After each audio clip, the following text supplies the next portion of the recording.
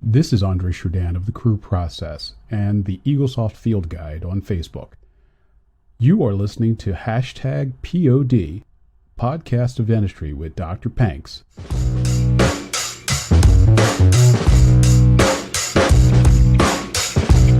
This podcast is sponsored by Rocketbook. I hate wasting paper. If I could, I would not use pen and paper at all. But I love the feeling of writing and drawing with pen on a nice paper.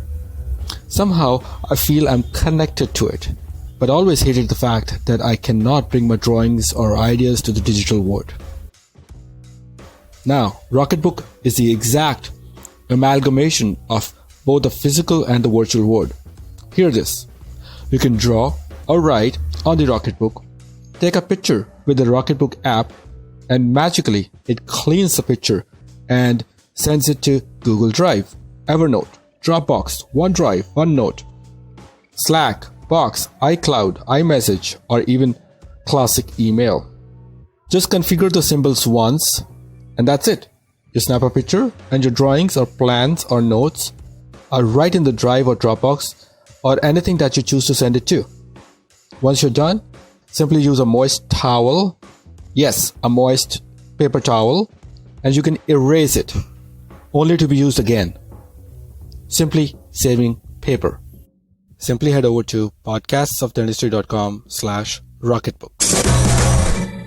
Today's guest at hashtag POD, Podcast of Dentistry, is an orthodontist, a photographer, a filmmaker, and a TED speaker. His name is Dr. Phil Borges.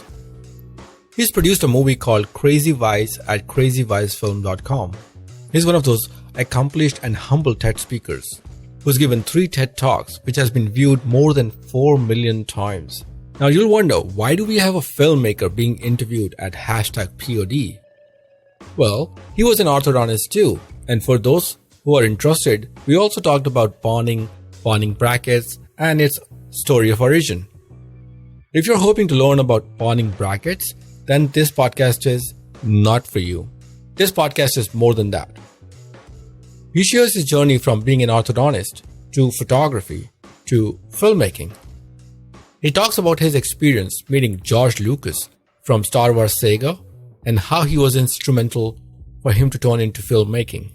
This podcast is also not about filmmaking and how to be a filmmaker, but it's a journey of exploration and adventure about ourselves. He shares his experience meeting oracles, shamans, Kutans, and even Dalai Lama.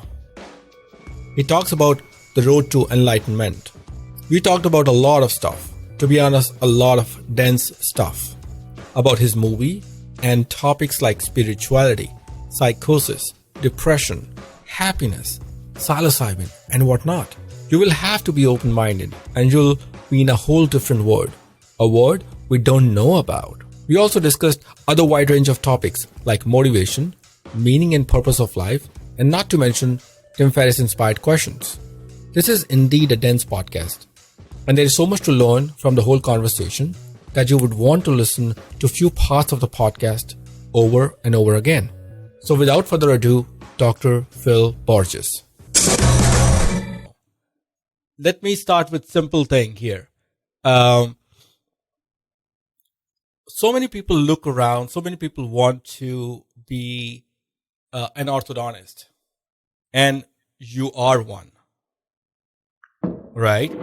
I was one, yes. Well, technically you still are, right? Yeah, right. Right. Well, I don't practice, so. Exactly. When did you graduate from ortho? I graduated in 1969 from the University of California Med Center in San Francisco. And I graduated in a special program that ended with the class after mine. Okay. And it was a program where in our freshman year, they chose 4 students out of the class to start specializing in orthodontics. Got it. So I did not go to graduate school for my ortho degree. I finished in 4 years of dental school. Ah, So it was a special program called Curriculum 2, okay. and it had been going for several years, and it ended in our class. Got it. So they took the top 4 students out of the class and essentially let them start specializing in orthodontics. And everybody wanted into the program just about, so there was a lot of competition getting in. But that's how I got my orthodontic training. So what happened? Did you practice? Did you even practice at all? Like Yeah. orthodontics? Oh yeah. I it was during Vietnam. Okay. And so the last thing you wanted after graduating is to set up a practice. You know how much that costs, Right. And find a location, set up a practice, take out all the loans, and then possibly be drafted. Right. That was a possibility back then. Right. So our classmates, most of my classmates, joined what they called the early commissioning program. Okay. When we were like sophomores in dental school. Right. So I joined the Air Force as a sophomore in dental school, and that allowed me to, as soon as I graduated, I went in to the Air Force and was obliged to serve for 2 years. Okay. As an orthodontist. And they sent me to Andrews Air Force Base in Washington, D.C. Okay. And I practiced there for 2 years. So, and then what happened? What made you move, out of orthodontics to photography? Okay. Well, that's a longer story. So after I got out of the Air Force, I came back to my hometown, the San Francisco Bay Area. Sure. And started looking around for a place to set up practice. And it was even hard back then getting a start. So I ended up associating with somebody in the area.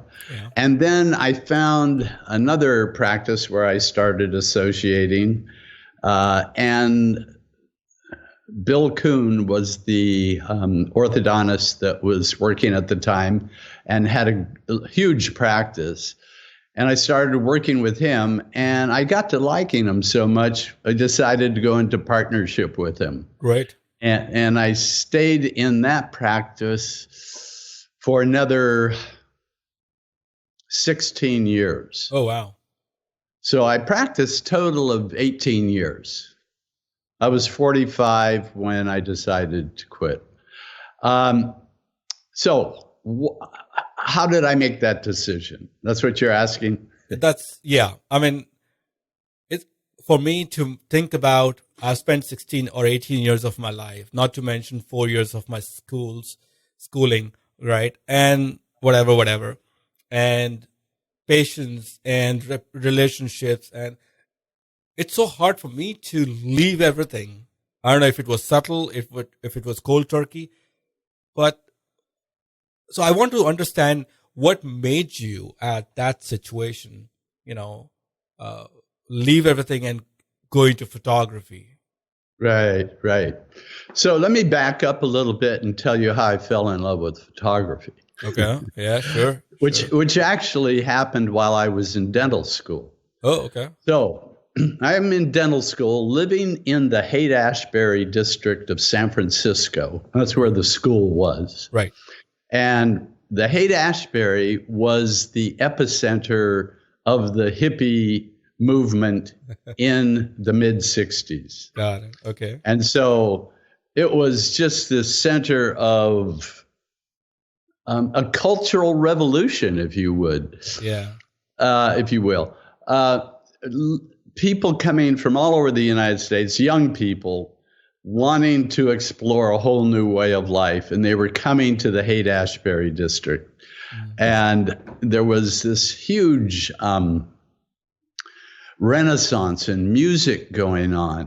I mean, at the Fillmore Auditorium after school, we'd go down to the Fillmore, and there would be Jimi Hendrix or Janis Joplin or the Doors or all the big bands of the time playing. Yeah. And it was really the beginning of the concert as we know it now. Yeah. And so it was just a real exciting time. Okay. But anyway, I took out a job as a work study program, and I was working for a psychologist who was trying to figure out if free needles, there was a big hepatitis outbreak in the Hague.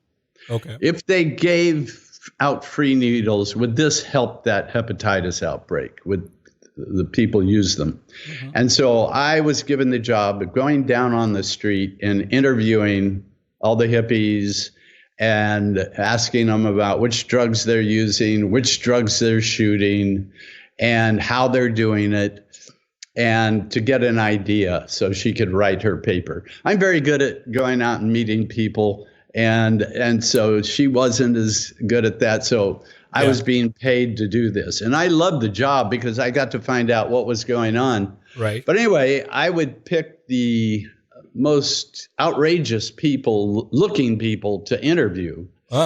And soon I wanted to start doing portraits of them. So I started not only doing an interview, but I asked if I could do a portrait of them at the same time. So, and I just fell in love with photography. I took out a student loan and bought a camera, a Super 8 camera, started filming what was going on down there, and in Golden Gate Park, and all these free concerts happening. Yeah. And so I just kind of fell in love with photography. Actually made a film that sort of was a parody of the whole dental school experience that they played at the school for years afterwards. Yeah. That was my first love of photography. And I actually thought at that time, well, I'm a junior by this time I'm a junior in dental school, a year away from graduating. And I actually gave it a thought of, junking it all and going into photography at that time. Okay. But I had student loans. You probably know this story. I had student loans. At the time, I had a wife and child, and it was just more than I could even think about doing something that crazy. Mm-hmm. But I knew my heart was in this art form of photography. Okay. And so, long story short, I graduate. I come back after the Air Force, I come back to the Bay Area and I get started again. And, starting a practice, I wasn't starting one, but starting in a very busy practice. Right. That was all consuming, and I was having a good time. I had a couple of friends that I graduated with that were very inventive, and I was collaborating with them, and we actually started some of the first direct bonding of brackets to the teeth. Oh, okay. When the way I was trained, the way you banded a case is you separated all the teeth with either wires that you tightened or rubber bands. Yeah. And then you slipped these bands that went all the way around the teeth that held the bracket. Well, that was not only painful, it took a long time to do. Okay. It made the case worse if there was crowding because you increased all the crowding. Yeah. And so this one classmate of mine, his name is Bill Barnard. He was an engineer from Stanford before he even went to dental school. Wow. Okay. And so he started cutting the brackets off these bands and putting a wire mesh on the back because the ability to bond a plastic coating to the enamel had just been discovered, the acid etch technique. Yeah. And it had just been discovered. So he figured if he could take and get the plastic to stick to the bracket right, some way. So he started cutting the bands apart and put a wire mesh on the back of the bracket and sticking them on the teeth. Okay. And I thought, God, how ingenious is that? If it would stay, you know? And so we started working on it together, and I built this contraption with this cheek expander that just pulled the cheeks away. And so I was in this practice that was very busy. My partner was older.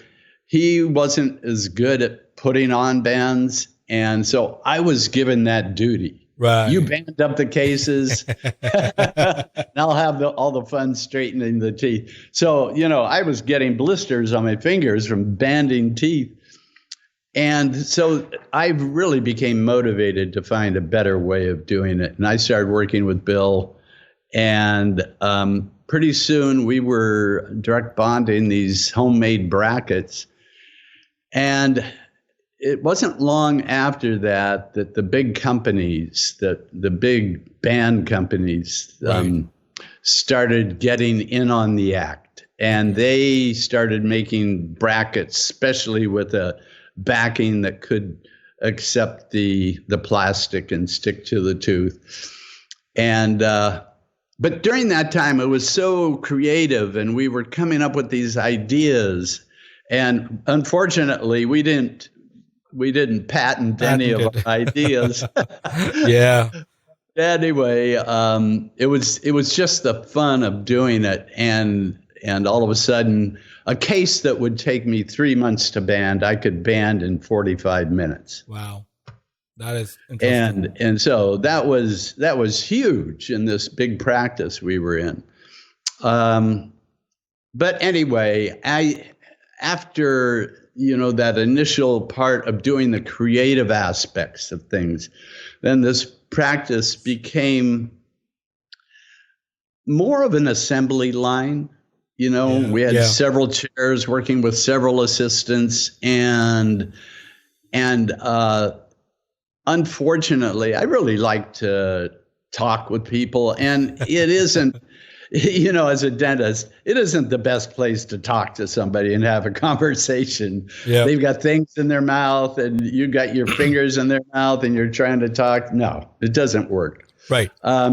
And the little bit of time, especially if you're in this real fast-moving practice where you're seeing a lot of patients in a day. So I got tired of that.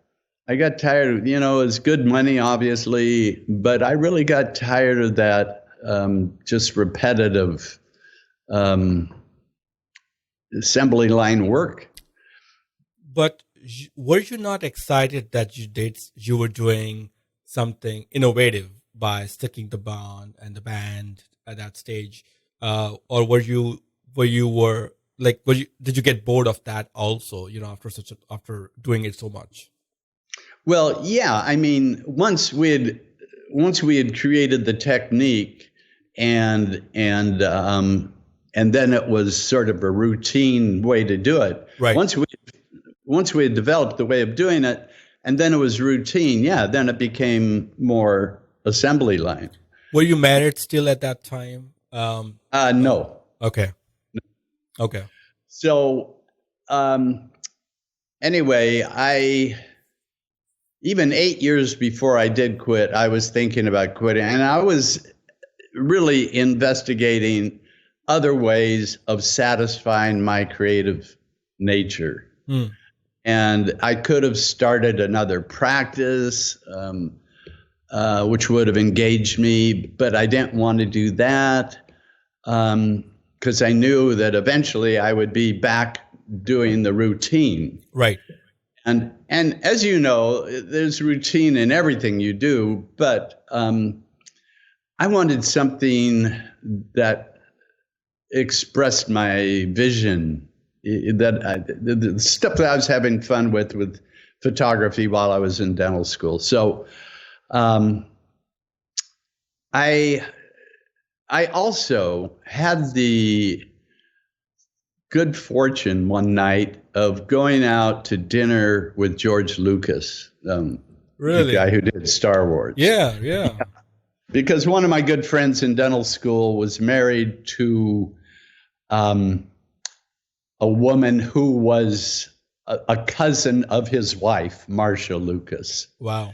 And so we went out to dinner together, and he had just finished this movie called American Graffiti, which became fairly popular. And he had gotten enough money to start this other thing that he really wanted to do, Star Wars. And he didn't even know the name of it at the time. And he was just talking about filming in the desert somewhere. And I was just listening to what he was doing. I thought, yeah, that sounds pretty nice. Right. Anyway, but it was years after. And so I always thought, well, I'll fire up my old cameras, which disappeared after I graduated from dental school. First of all, when I graduated from dental school, I immediately hit the road, hitchhiked to New York, caught a flight to Luxembourg, and started hitchhiking all over Europe just to take a break. Oh, wow. So we're going to talk about the hitchhike thing too. But let's keep it aside. Let's keep that aside. So why your cameras were still packed and then you took it out because you met George Lucas, in a way, because he No, I didn't take him out at that time. It was just like, it just planted the seed in my head. Okay. Well, here's somebody making a living, doing what he loves, and it's right up the alley of things I was loving, getting to love anyway, but yeah. Okay. And then what was the turning point when you said, okay, that's it. I'm done with orthodontist. I mean, obviously it was 18 years after, but what was the moment in that time when you really, really felt that, okay, I'm done. I gotta follow my passion of photography. Yeah. Well, it actually came in stages. So about 10 years into it, I reached that point saying, I've got to make a change. And so I brought somebody else into the practice, somebody who had just graduated. He actually went to the same school I did. He was a year behind me. And I brought him in to take my place. Okay. And so he was going to take my place and continue practicing with our older partner, Bill. Dr. Bill, yeah. And so he came into the practice, and I started phasing out, started cutting down my days. I didn't know what I was going to do at the time. I just knew I needed a break to think about things. And I got a place up in Montana. I bought a little ranch. Okay, now where are you right now? I'm practicing in the Bay Area. Oh, you're in San. Where am I right now? Right. Where right now. I live in Seattle. Seattle. Oh, Seattle. Okay. So you bought a small place in Montana, and then what? And I decided to take a summer off and go up there and just live for the summer, and as I say, just sort of think about things. And it was a beautiful valley, and it just pristine. I grew up on a ranch, by the way, so This sort of was hearkening back to a very wonderful time in my childhood. And I bought this little place from a couple in their 90s. It was a beautiful it was only 6 acres, but it was this beautiful farmhouse with wonderful gardens and a view of the whole valley with snow-capped mountains. And it just it was one of those idyllic settings. And I didn't know what I was going to do back there. But I made some friends and got into the local community. But I like to do carpentry as well. So I remodeled the house a bit, and that sort of occupied me for the summer. And but the assistants gave me a call and said, really, you are leaving too early. You need to come back. And so I, after that summer, went back and started working again and rented out my little farmhouse. And I tried to make it go again. I felt an obligation to it. To all the patients that I somewhat knew. You don't know anybody real deeply, but right. Some people I got to know more. But so I continued a second try. Okay. And after about 7 more years, I said, I've got to take a break, and I want to take a sabbatical. And I talked it over with my partners, and my older partner at that point, well, let's see, how did this unfold? And then I said, okay, I'll take 7 weeks off. I'm going to go to New Zealand. I'm going to take my bike. I'm a big bike rider. Okay. I'm going to take my bike and a camera, and that's it. And I'll just go there and get a perspective on what I want to do. Okay. And that's what I did. So I went down there for 7 weeks. By the way, at this point, this is a very interesting time in my life. My girlfriend had gotten pregnant. So it was like, all of a sudden, am I going to get in this other relationship now, long-term relationship with a child, and stay as an orthodontist? And all of a sudden, I felt the walls kind of crushing Closing in on. Yeah. That now I have another pressure. Right. Not only taking care of myself, taking care of a couple other people. Yeah. And so that's when I decided to take this 7 weeks and clear my head. Anyway, I came back. I fell in love with taking pictures while I was down there. I fell in love with it again. And I should back up and say this will be a little out of order. That's okay. But when my son was being born, that's when I really took out my camera and started filming again. I recorded his birth. Wow. And I hadn't really even touched a camera that much since I'd graduated, because I was so involved with other things.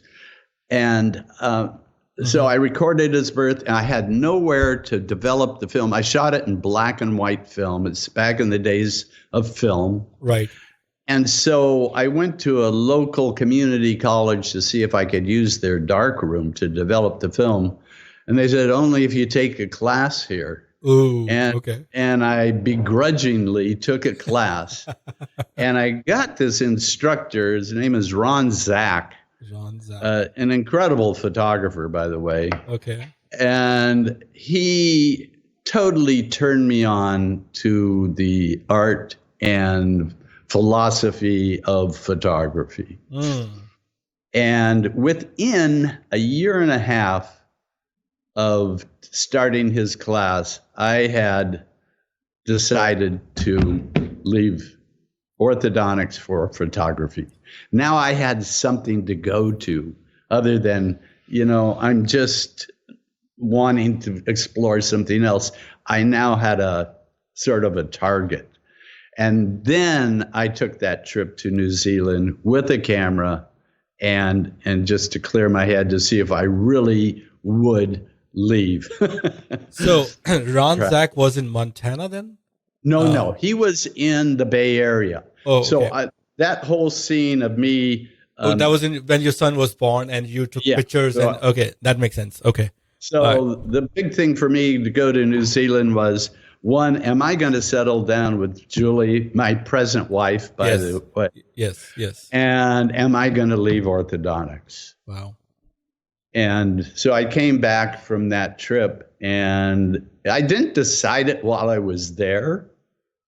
I came back. I just had fun riding around in this beautiful landscape, doing my photography. Yeah. And I came back and I decided, yes, I'm going to leave the practice. And yeah, I'm going to settle down with Julie and Dax, my son. Okay.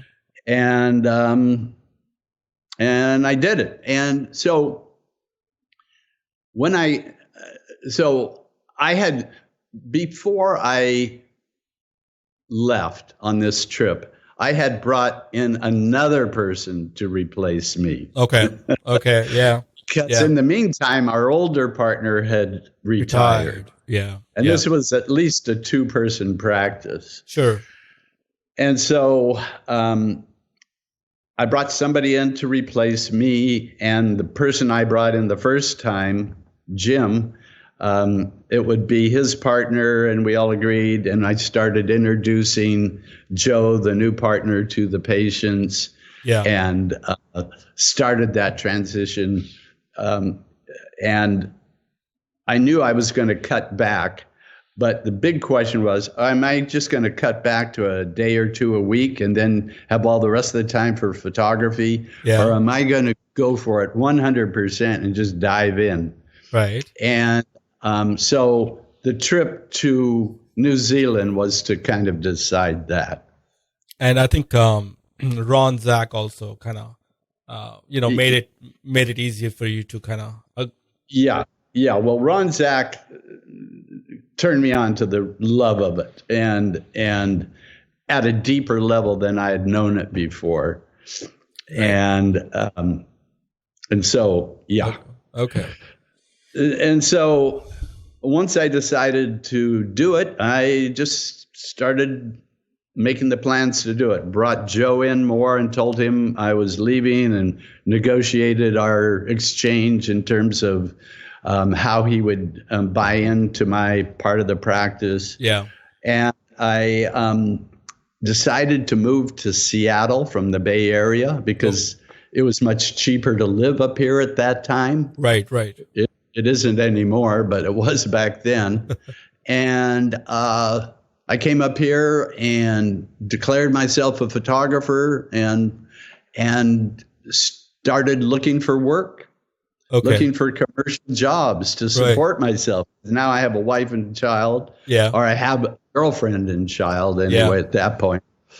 And so you want me to go on with that? No, it is interesting. It is interesting. That's why I didn't want to stop you. But going back a little bit here, do you remember your meeting with George Lucas? Yeah. I'm sure people would like to know, the Star Wars guy. How was your meeting with him? And then I'm going to come back to your photography before we forget that part too. Yeah. So it was George, his wife, Marcia, who actually did the editing of Star Wars. She was a brilliant editor. Okay. And there's a whole story about that I learned later. Okay. From my friend, Karen Pruka, who was her cousin. Okay. And that's how we ended up. We were all living in Marin at that time. George was living in Marin. I lived in Marin County. Mm-hmm. And we went to this little Mexican place just to have dinner, and he was fairly quiet. Okay. He wasn't, that's, you asked me to remember a lot about it. I just remember him talking about, I liked his film American Graffiti, and he was talking about doing this sort of War of the Worlds type movie, and he was filming in the desert somewhere. And I was thinking to myself, I wonder if this one will catch on, I didn't think it would, it was like, But he didn't talk that much about it. He just, I just remember him being somewhat quiet. Okay. Nice guy, but again, his wife was more outgoing than he was. Okay. Yeah. Marcia. Yeah. But I don't remember too much about it other That's than okay. that. And he, and Mason, my friend that was married to Karen, the cousin of Marcia, went over to his house. I didn't go over to his house. Yeah. And said, yeah, he's got this amazing 1920s jukebox, and he named a bunch of stuff he had in his house. Yeah. Kind of cool. Got it. Right. But yeah, that was about all I remember. But I do remember saying, I could see doing something like that. So do you think you were, in a way, attracted the way George Lucas was living his dream? Maybe subconsciously, if not really. Yeah. He was doing something that is very, there's no prescribed path, like we went to this school, you're on a conveyor belt. You do what they tell you to do, and you come out the end, and pretty well you're guaranteed of getting a job and right. and working. Yeah. In photography, it's raw capitalism. Anybody can pick up a camera. Of course you have to have skills. Sure. But it's what you produce that gets you the job. It isn't your degree or piece of paper on the wall. Right. It's still more creative. It still has more creative, what you can see, what you can shoot, and then what you can present. They are all three different things. I think you're right. So, and you declared yourself as a photographer, as you said, when you moved into Seattle. Yeah. How hard was for people to accept you as a photographer when you were a dentist? Yeah. Like, I know. I worked with, we had about 7 or 8 assistants in the practice. So I went from hiring assistants to being an assistant to learning the craft. Yeah. Yes. So it's a bit of an ego reduction, but I was so in love with it. I didn't mind that part of it. And one of the things I did when I came up here, I looked at all the photographers in town, and I picked out the ones whose work I liked, and I gave them all a call and said, do you guys ever meet and share your work and talk about your ideas? This is what Ron Zach taught me a lot in terms of how to, engage with others that are involved in the work and discuss your ideas, how stimulating that was. So I actually, as a newbie here, formed a support group. Okay. And first of all, they said, who are you? Where? I said, I'm new to the field. Sure. And one person didn't want to join because of that. Yeah. But the others said, okay, let's do it. We had always had wanted to get together, but we'd never thought of a way of doing it. Mm-hmm. So anyway, we started that, and I got very involved in the photography community. I became president of the ASMP, American Association of Media Photographers, and tried to get commercial work. Okay. But again, no one knew me, so I wasn't getting any work. And the beauty of that, though, I learned later, was it forced me to do my own work without having somebody telling me what they wanted. And that way I could develop my own style, my own voice in the field. And so all I had was doing my own work and meeting with other photographers.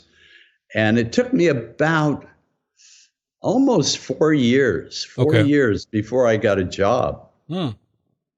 From 87 to about 92. To 91, yeah. And so I was nervous during that time. I was going to ask you. Yeah. And so Were you did you start to, doubt your decision at that moment within those 4 years, from 87 to 91, when you did not get a good job? I mean, I'm sure you had some savings from your work before, and then maybe you were getting some more money from them, whatever. But for 4 years, you worked so hard. Did you ever think that you were not up to the level or up to the mark, and you took a wrong decision to change your profession? I didn't think in terms of I made a bad decision leaving, because I knew my soul needed a change. Okay. I needed something to revitalize my I could say creative juices, but to revitalize my passion. Okay. About what I was doing. And I knew I moved up to Seattle also to burn the bridges. I didn't have a license to practice up here. Right. I didn't want to be tempted to go back and get a job working for somebody as an associate in their practice. That would have been even worse, And in those 4 years, I'm sure, your wife was with you, but did you have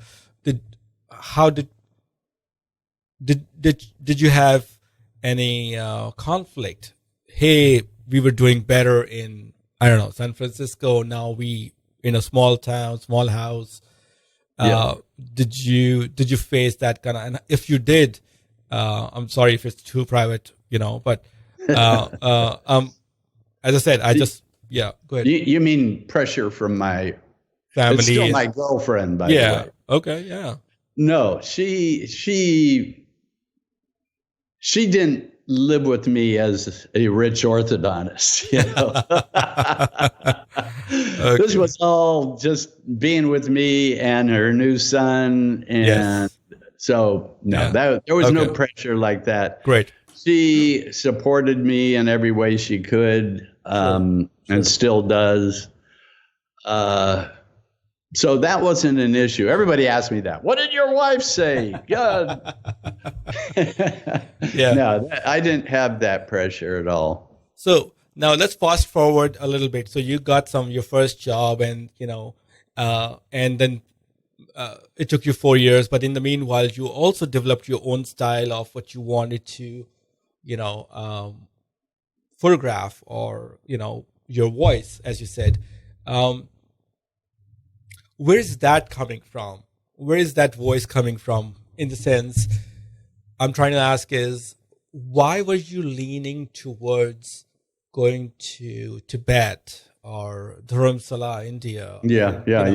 And Ecuador, Amazon, and so on.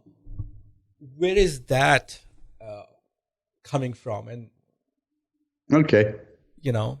That's a long story too. Oh yeah. So lucky this is long form. Yeah, it is long form. Don't worry about it. Somebody gets bored, they can obviously shut it off. Who cares? So anyway, I finally started getting work, and to do that, you had to put an ad in a book that went around to graphic designers and art directors around the country and in Europe. Okay. And you just took a selection of your photographs and put them in the book. Right. And I had developed all these, I was having fun, coming up with new ideas on the way to make images look different. And I really loved portraiture. I really loved that part of photography. Right. And so I started shooting with infrared film, using it as a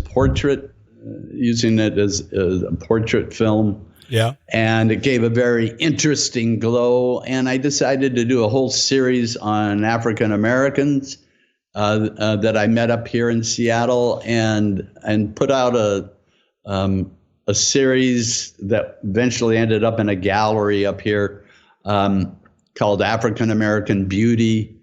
And it just, with the images, I shot it on 70 millimeter infrared film, which was used by the Department of Defense for seeing hot spots and for locating marijuana fields, by the way, in aerial photography. But anyway, this film I really loved, and it was very hard to work with. And so no one else knew really how to do it the way I was doing it. And I was toning my photographs a certain way that gave them this very unique look. And I put those in this book. And the first year, I still didn't get any jobs. And it was the second year. The first year, I had just nothing but photographers calling me, asking me how I did what I did. Okay. But no jobs. And the second year, I started getting jobs, and all of a sudden, I was getting a lot of work. Sure. And I remember I was getting annual reports, album covers. And one of the jobs I got was a very lucrative job, was romance novel covers. Okay. And I did about, I don't know how many, maybe 50 of them. Okay. Before I finally, and they were very lucrative to do. I got to where I could do them very easily, very fast. And it became another assembly line. and I had to ask myself, did I leave orthodontics for this assembly line? Wow. Yeah. Even though both were very lucrative. Yeah. And I went to a party one night, and I met a Tibetan young woman, who had started a campaign here in Seattle to make people more aware about what was happening in Tibet politically. Right. And so with the Chinese takeover of Tibet, and I listened to her, and I said, I want to go over there and do this story in my own way. And we started talking, and I told her what I was into. She knew my work. She had seen, by that time, I'd have a couple of gallery shows here in Seattle. And so we decided to pair up together and do this. She had no money to support me, but she could hook me up with interpreters in Dharamsala. Yeah. Where she suggested I start. She said, I wouldn't go to Tibet right off the bat, go to Dharamsala. And anyway, as a guide, I started working. I went over there and spent 5 weeks doing portraits of a lot of the refugees coming out of Tibet, escaping from Tibet, and met the Dalai Lama at that time. Most importantly, I met the Oracle of Tibet, the Nechung Oracle, which was a young monk at the time, 30 years old, who I was invited to watch go into trance and channel the spirit entity of the Nechung Oracle. And then I got to interview him after that. And that's when I first learned that these visionaries and healers in the developing world, so many of them were identified in their youth by having what we might call a psychotic break from reality. Yeah. They were hearing voices or seeing visions, having personality changes. They were very frightened. They didn't know what was happening to them. Many thought they were dying. Yeah. And so that became the seeds of what I did 25 years later, the film I released 8 years ago. Crazy Wise. So, I mean, the film I started 8 years ago and released 2.5 years ago. Tell us more about this specific Nechung, if I hope I'm pronouncing correct. Nechung Oracle. Yes, Nechung Oracle. Okay. The Nechung Oracle is a protector spirit of the Tibetan people. That's what the Tibetans believe. Okay. They believe of this spirit protector. Okay. And this spirit protector can be brought into our reality through a person known as a Kutan. Okay.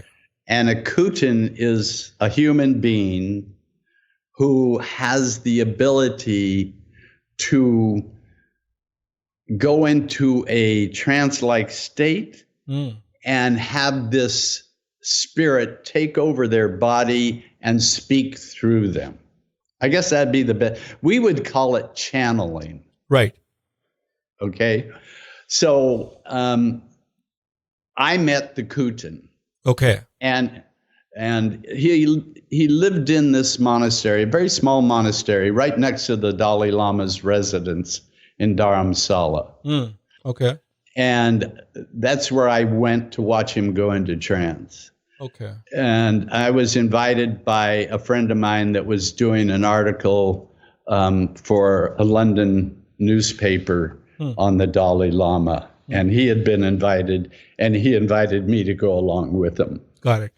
So you're a man, or at least your initial training was, a science guy, a math guy, doing ortho, mechanics, engineering. Did you believe when you, saw an oracle like that who was in trance and channeling the energy of nature at that time? Yeah. So, okay, this will be another little long story. That's okay. That's okay. So I was raised a Mormon.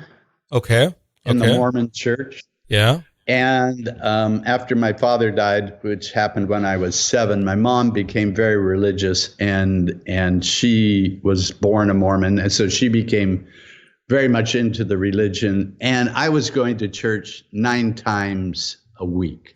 Oh, okay. Okay. Totally immersed in the Mormon church. Wow. I actually went to Brigham Young University after I graduated from high school, a Mormon college in Utah. Okay. And after 1 year of it, I said, I was 17 years old, going on 18. I can't believe this anymore, the dogma. And I quit Brigham Young and started going to Berkeley and transferred to Berkeley. Okay. Totally different atmosphere. Sure. In terms of that. Yeah. And so I went from being this kind of deeply immersed in a religion to becoming an atheist. And so when I was in dental school, a couple of things happened. One, I started experimenting with marijuana a bit, and then a little bit with like mescaline and LSD, but not that much like some people were really taking it a lot. I only took it a couple of times, but it opened me up in a way. I knew there was a lot more going on than I knew with my rational mind. Right. And then one night, my roommate wanted to go down and see this psychic in the city. And I went down to visit this woman. Oops.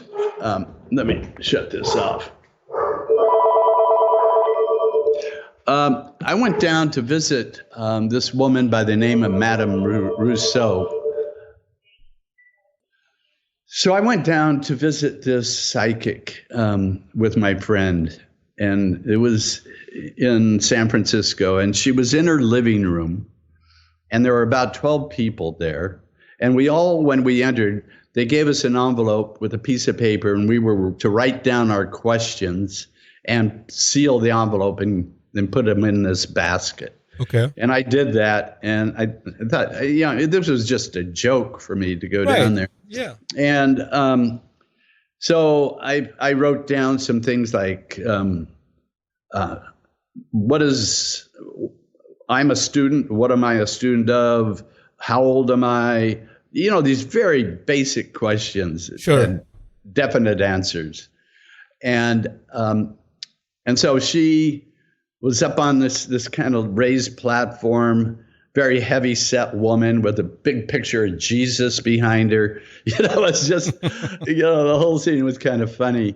But everybody in the audience are very serious and listening to her, and she's talking to them, and she like contacts spirits that would tell her about the person, and so I'm being entertained by this. Anyway, she gets to my envelope, and the only reason I knew it was mine, she just picked it up and she just said, this person's testing me. And there's a lot of people here with very serious questions that they're very concerned about. I wish you wouldn't waste their time and mine, and just put the envelope down and went on to the next one. Oh, okay. So that kind of caught my attention. And so I went back a couple of times, and she started answering things that I had no idea how she would know. Okay. And so that opened me up a little bit. So to say, when I saw the Kutan go into trance and start talking in a very strange voice, and all the monks writing everything down, I was open to it. I didn't believe it, but I was saying, there could be something here. Yeah. So I slowly opened over the years. Yeah. And now I've talked to enough people that I'm not only open to the idea, I know something is there. Yeah. So you were religious. Or I'm a lot more sure. Let's put it that way. Makes sense. So you were religious, and then you became atheist. Then you saw Madame Rousseau, and then what are you now?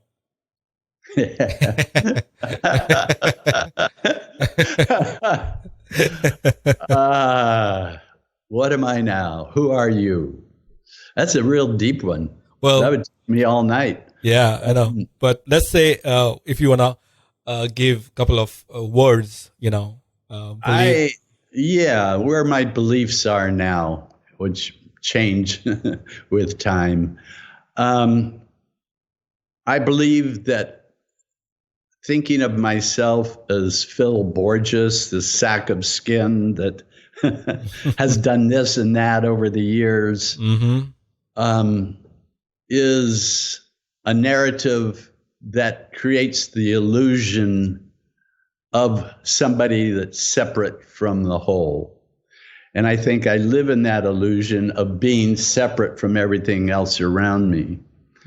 Instead of, I'm just part of this consciousness that I'm experiencing, or is being experienced.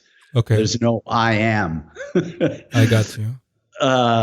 But I live in that illusion. There are people that I have been interviewing that have broken through that illusion, and it's been frightening to them when they lose their ego boundaries and lose their ego sense of self. And these are people that some of them were put on medications. Most of them were told they had this or that disorder, usually in the range of psychosis. Bipolar is very popular now, schizoaffective, schizophrenia. And I think they touch into a place of an ego dissolution, or a jarring of their ego or their identity. They're put into what we used to call an identity crisis through either something that's happened in their childhood or something that's happening in their current life, a loss of something that they base their identity on.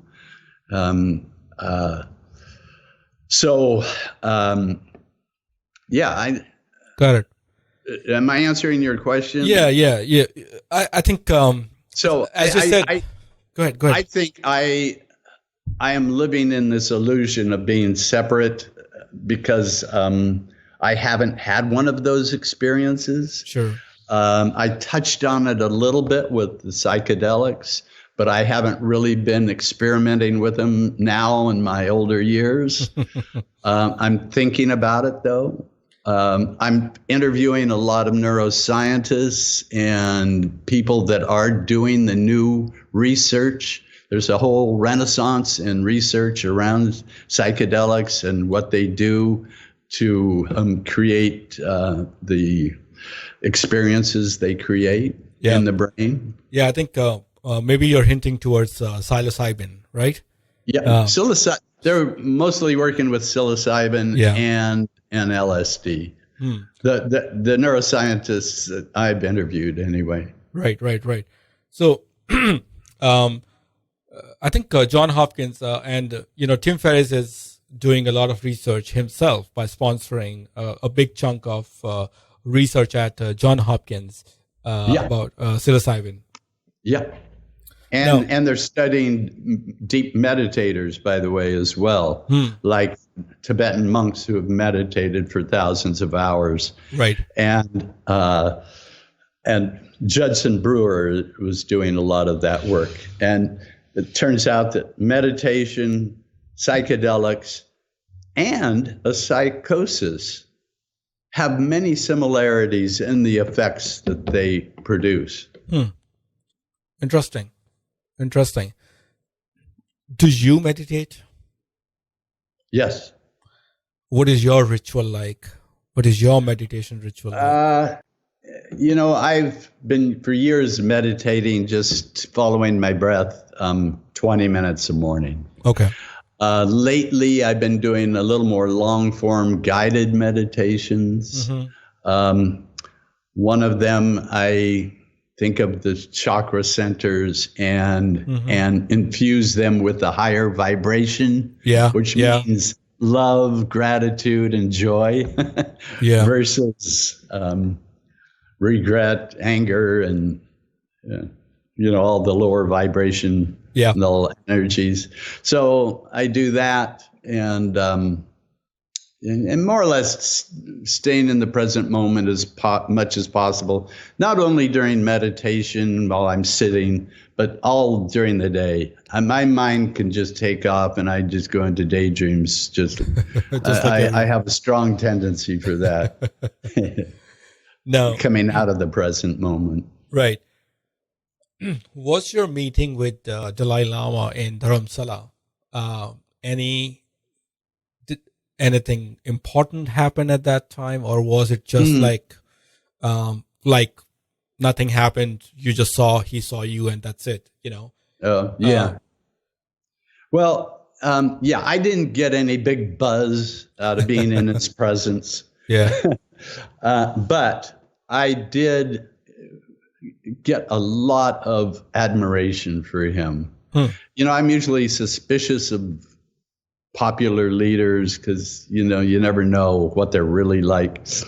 But on one occasion, I got to stand right next to him while he was seeing a whole group of new arrivals from Tibet come in. Yeah. Like all these people and by the way, to them, he's a total god. Yeah. And there were a couple of women that fainted at his feet as they were coming through this line. It was almost like a reception line as he was greeting them as they came in. Yeah. And but he would take all the time in the world to be with them and hold their hand and talk to them and make sure they have a place to stay that night. And his handlers just want to keep this crowd moving. Right. Other appointments. And I just saw how genuine it was in that situation. But what really got me, and it really changed my whole project that I was doing, that I set myself up to go over there and do a human rights story, right? But so I spent the 5 weeks interviewing a lot of these refugees. Why are you leaving Tibet? What happened to you in Tibet? So many of them had been thrown in jail for protesting the occupation of the country, tortured while they were in jail, one guy had all his teeth kicked out. And I mean, it was just all these horrible stories of family members being killed. And so there was a little sign that went up in Dharamsala on a bulletin board, said the Dalai Lama is going to give a public address. Okay. So I went to that, and there was this huge crowd out in front of this little stage where he sat. And there was a FM radio that a couple of us Westerners could go and listen to. The movie star, Richard Gere, was one of the, there were about 10 of us in this little place listening to this FM radio. And he told the crowd, I mean, it was a long, about a half an hour talk. But during that talk, he told all these people out there, and I was looking out into the crowd. I was kind of where I could look into the crowd and then look over to the side to see the Dalai Lama. And I saw a lot of the people I interviewed out there. And he said to the crowd, I'll never forget it. He said, treat your enemies as if they were precious jewels, because it's your enemies, not your friends, but your enemies that are going to take you to a place of enlightenment or something to that effect. They're going to teach you what you need to learn to become enlightened. They're going to show you in my words, they're going to show you your triggers and what takes you out of your sense of being one and thinking that they're different, they're the other. So that's when I decided I'd build this whole book that I was planning on doing, an exhibition around compassion. And here was a leader. Most leaders come to power on anger and frustration and that sort of thing. This is the leader just going in the opposite direction, taking people away from the anger and away from the victimhood and into their own process. Right. I thought, man, this guy is really for real. And so when I finally got to be with him one-on-one and doing his portrait, it was like 4 PM, and I had talked his handlers, his secretary, to let me take his picture up on his rooftop. Okay. And that was a big feat in itself. They wanted me to do it on his front porch, and I wanted the mountains in the back. Okay. So they agreed, and I was up there on the rooftop waiting for him, and he was, as always, busy meeting people and helping people, and so he was a couple hours late, and the sun was going down, and I was thinking, man, I'm going to miss this shot. Sure. Yeah. Because the light is changing, and I'm using a strobe light, and I have to balance ambient light with the strobe, and I have to shoot a Polaroid to get that balance, and that balance is changing every 10 minutes. So I'm all nervous when he shows up. Yeah. And I didn't know how to greet him. I held out my hand to shake his hand, and he just kind of avoided my hands and took his fingers around my sides, jabbed them into my sides, tickled me, and just laughed out loud. And so, he had his way of putting me at ease. He saw how, tense I was. Yeah. Because that was my only chance to get his photo, and I needed it for the exhibition I was doing. No. But, so that's my experience of the Dalai Lama. Interesting. So, after talking to so many followers, you must have heard their definitions of road to enlightenment, right? What did you figure out, or what would you say their definition might be for the road to enlightenment? You mean the Tibetans? Yes, or whoever you interviewed, and because that would be your first-hand experience rather than generically people who are talking. Um, Or well, do you have your own? In talking to the Tibetans, you meet there's so much devotion in that culture to their practice. There are people that go into a cave for a couple of years to meditate. Right. I took a picture during that time of somebody that was going into a cave. He was 43 years old. Okay. He was going into a cave for the rest of his life to meditate. Wow. And I met people that were prostrating all the way to Lhasa from the far eastern part of Tibet. Like going 1,600 miles, like inchworms, prostrations. Yes, yes. And which would take them a year to get to the Jokang. And, you touch your forehead to the ground. They had these big calluses on their forehead. So I'd ask, a lot of these people, why would you go into a cave for the rest of your life? Yeah. Or why, this prostration all the way to, for a year? Mm-hmm. And the answer is to get over the enemies of enlightenment, which are self-grasping, self-cherishing.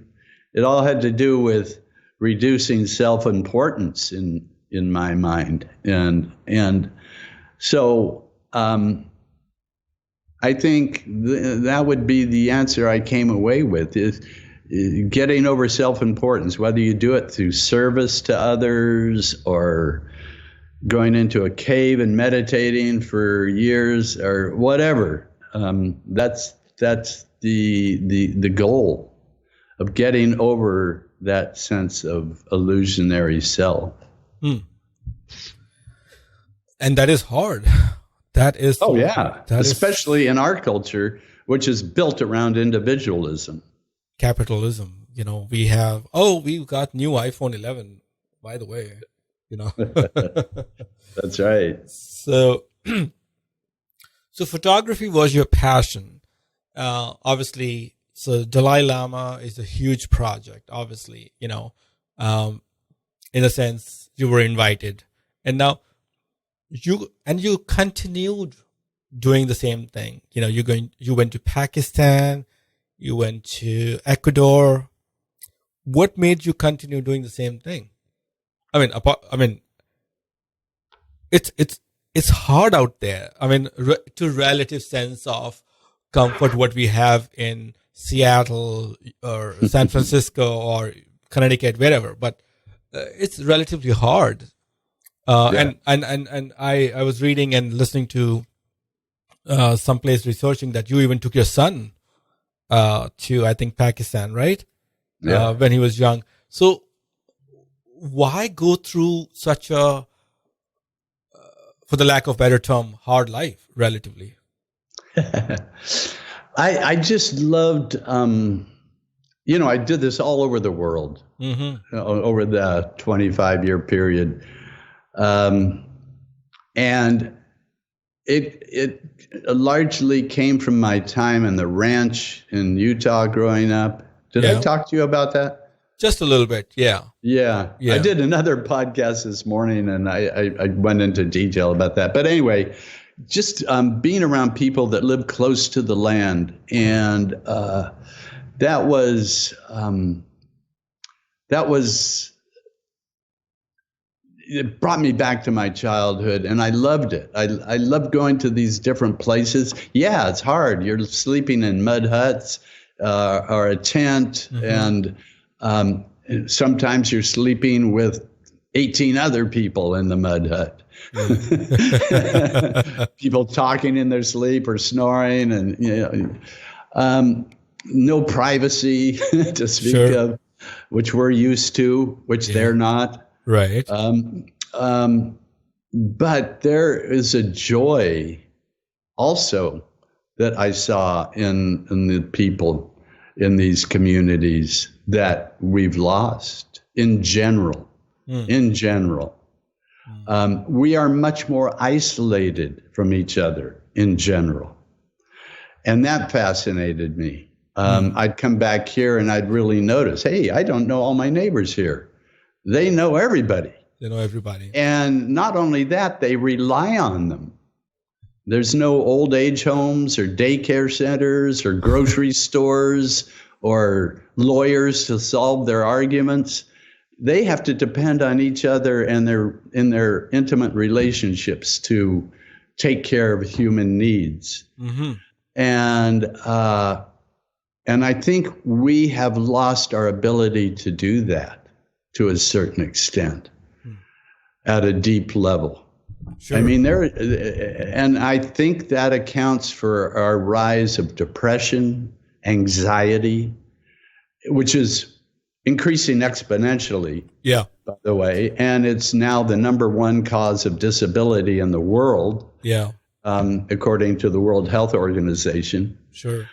Suicides up substantially, like 24% in 15 years. Yeah. I mean, we're in a crisis, really.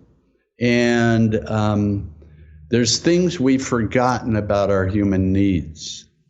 And we've institutionalized taking care of those human needs when we need to do it person to person, or we need to have those bonds with each other. So how do you think people can come out of this phase of depression, anxiety, suicidal thoughts? I mean, obviously, we saw the movie Crazy Wise. If for my audience who doesn't know, Dr. Phil Borges produced a movie called Crazy Wise. It's called crazywisefilm.com. And I watched it. But how do you think depression, anxiety, suicides are gonna come down? What can we do? And how can we learn from what you're doing? Yeah. And so how do we reform community? How do we start communing more with each other and relying on each other and getting back to being with each other on a more intimate and reciprocal, caring way, in a reciprocal and caring way? And, one of the disadvantages, just like I left religion, most people your age and the young people are leaving religion because, you think of the dogma behind it and you start thinking, it's a fairy tale, just like I left and became an atheist. But that was one of the places where we would commune. Right. And even though I didn't believe in the dogma, I could see the value in going to church and being with this certain group of people. And they knew my mother was a widow. They would give me a job anytime I needed it. We took care of each other. We called each other brother and sister. It was brother so-and-so, sister so-and-so. But that's all gone away now. So that's left our culture without really strong means of bonding in an intimate way. I think the stats are done by the Gallup poll. They asked this question 3 decades ago of American men, I believe the study was. Who would you call on in a crisis? How many people do you have that you could call on if you were in crisis mode? And 3 decades ago, I think the answer was 2 or 3 people that they could name. Okay. The most common answer right now is none. Wow. Over 50% say none.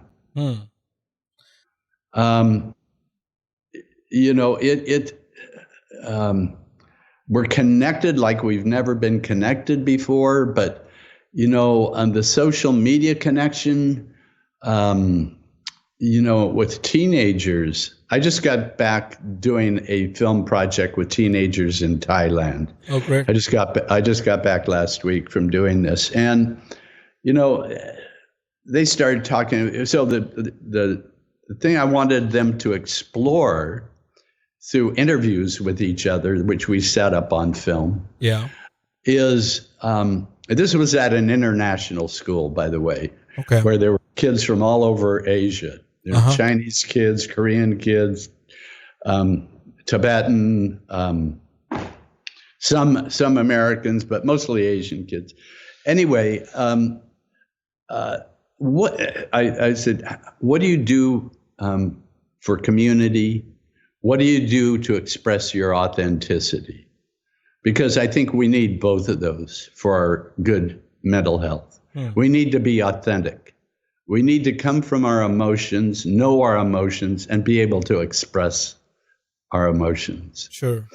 We need community to do that with. We need to be bonded with other people where they can help us and take care of us and we can help them. Yeah. Those are human needs. And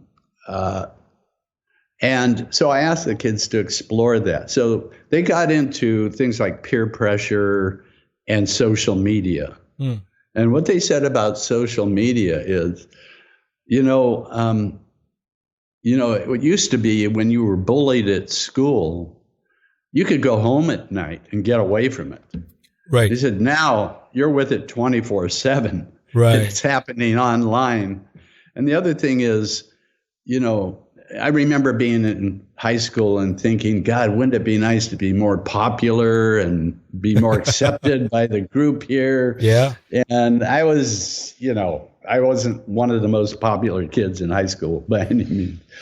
And so now they have Facebook. Yeah. And who has the most likes? Right. And what are they doing to get those likes? And what do you do if you post a picture and nobody likes it?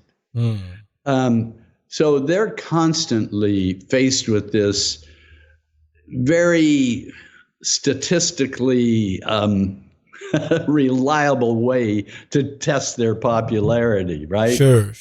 I understand. And it puts pressure on them and they do things not out of their authenticity, but out of what would get them liked online. Right. They'll put the pictures out there they think will get the most likes. It's not necessarily who they are. Right. So it's taking them away from their authenticity. It's the bullying becomes an issue in certain cases. So they had a lot of negative things to say about social media. They say also, it isn't all negative. It's, it's nice to be able to connect with my mom and dad back in wherever. Yeah. And to keep track of people at a distance that we know and love. But there's this other dark side. And it's being borne out. The amount of depression and suicidal thoughts pretty closely correlates with the hours spent on social media. Now, for teenagers. Right. So let's talk about our age. Obviously, it becomes our responsibility to take care of our own kids, to teach them that, okay, you should be authentic. You should present what your real thoughts are. If you have some bad thoughts or whatever, come to mama, come to daddy, come to your parents and family to talk about it, be open about it. But how do we handle people of, my age, who are somehow depressed for whatever F reasons. We don't know why they are, maybe they had a bad experience. Like I know I was watching your movie, Adam. He had a bad experience by his grandfather, and how do we handle, how can we bring them out? So I am not, God's grace, I'm not depressed. I'm happy to be with people around, but how do and I don't understand depression then because I'm not part of it. Right.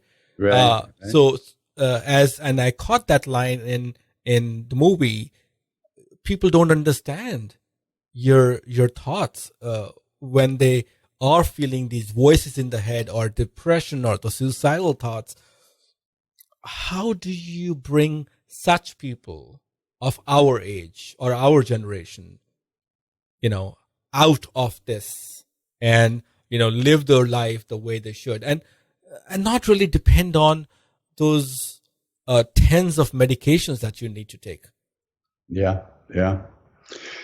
It's difficult. The most common thing is we all want a quick fix, right? We want to take a pill and have it be done with. Right. And this is not amenable to a quick fix usually. What I have gathered by all the interviews and watching the people go through it in my movie, right? In the movie Crazy Wise, is somehow, if it's childhood, there's a lot of childhood trauma that drives us, and that we're unaware of because it's in our subconscious. Right. So finding ways to get in touch with some of that. In the movie, you noticed Adam came to the realization that his grandfather had molested him during a Vipassana meditation retreat. Wow. Going into deep meditation. And Vipassana, for those who don't know, 10 days meditation, 10 hours a day, silent meditation. It's hard. I looked it up before because I think Tim Ferriss been to Vipassana multiple times, and I could not take 10 days off my work. And they're booked all the way up till April or May already for 2020, by the way. So well, there's 400 Vipassana centers around the world. Right. So, but it's and they're free. You go there, you can't even pay the first time. Then they'll ask you to donate if you've enjoyed your experience. Right. But anyway, so that's one way of getting to that deeper sense of deeper emotional issues. Okay. There's breath work, holotropic breath work, which is another thing that you could have your listeners look up. Sure. But it's basically getting in touch with your feelings and experiencing them. That's what it seems like that the people who have successfully done it, like Akaya in our film. She completely transformed her life. But she had to go through this initiation where she was put in touch with all her feelings. And as she said, I hurt, I cried, and I was being pushed. And it was very uncomfortable. But I had to stop numbing those feelings with the medications. I had to start being with them, and to where they diffused. She diffused those emotions that were inside of her, and that to me is the way out of it, as far as I can tell. Right. I'm not talking from experience because I haven't had this experience, but I'm talking from a journalist, an interviewer who's interviewed many people who have. And that's one of the things, getting to know yourself and your emotional self. And there's other ways besides Vipassana and breath work. There's multiple therapies out there. Right. But all called now alternative therapies because they're alternative to just the straight medication. Right. Medication is like a Band-Aid, really. I mean, I'm not down on medications because there are times when you definitely need those. Everybody we interviewed said, I'm glad I have those. Every therapist we interviewed said, I'm glad I have those in my toolbox. Right. But it's like a cast for your arm. Right. Eventually, you want to be able to take that off and be able to handle your emotional life without them. Sure. So basically, I think I liked the last 3 to 5 minutes of the movie. I loved that part where one of the researchers was talking about 3 circles: mind, body, and spirit, which comes up towards the end. And they are talking about mindfulness, the purpose of your life, which self-agency in the part of mind, body, is like housing that it's like your house, like your exercise. You have the nutrition. You have to have a good sleep.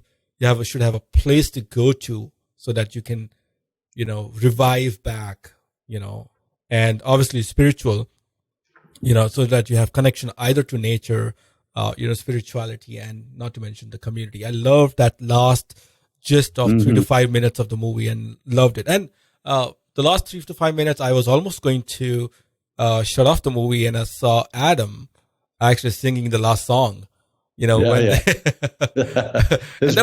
His rap song. Actually, it was pretty good.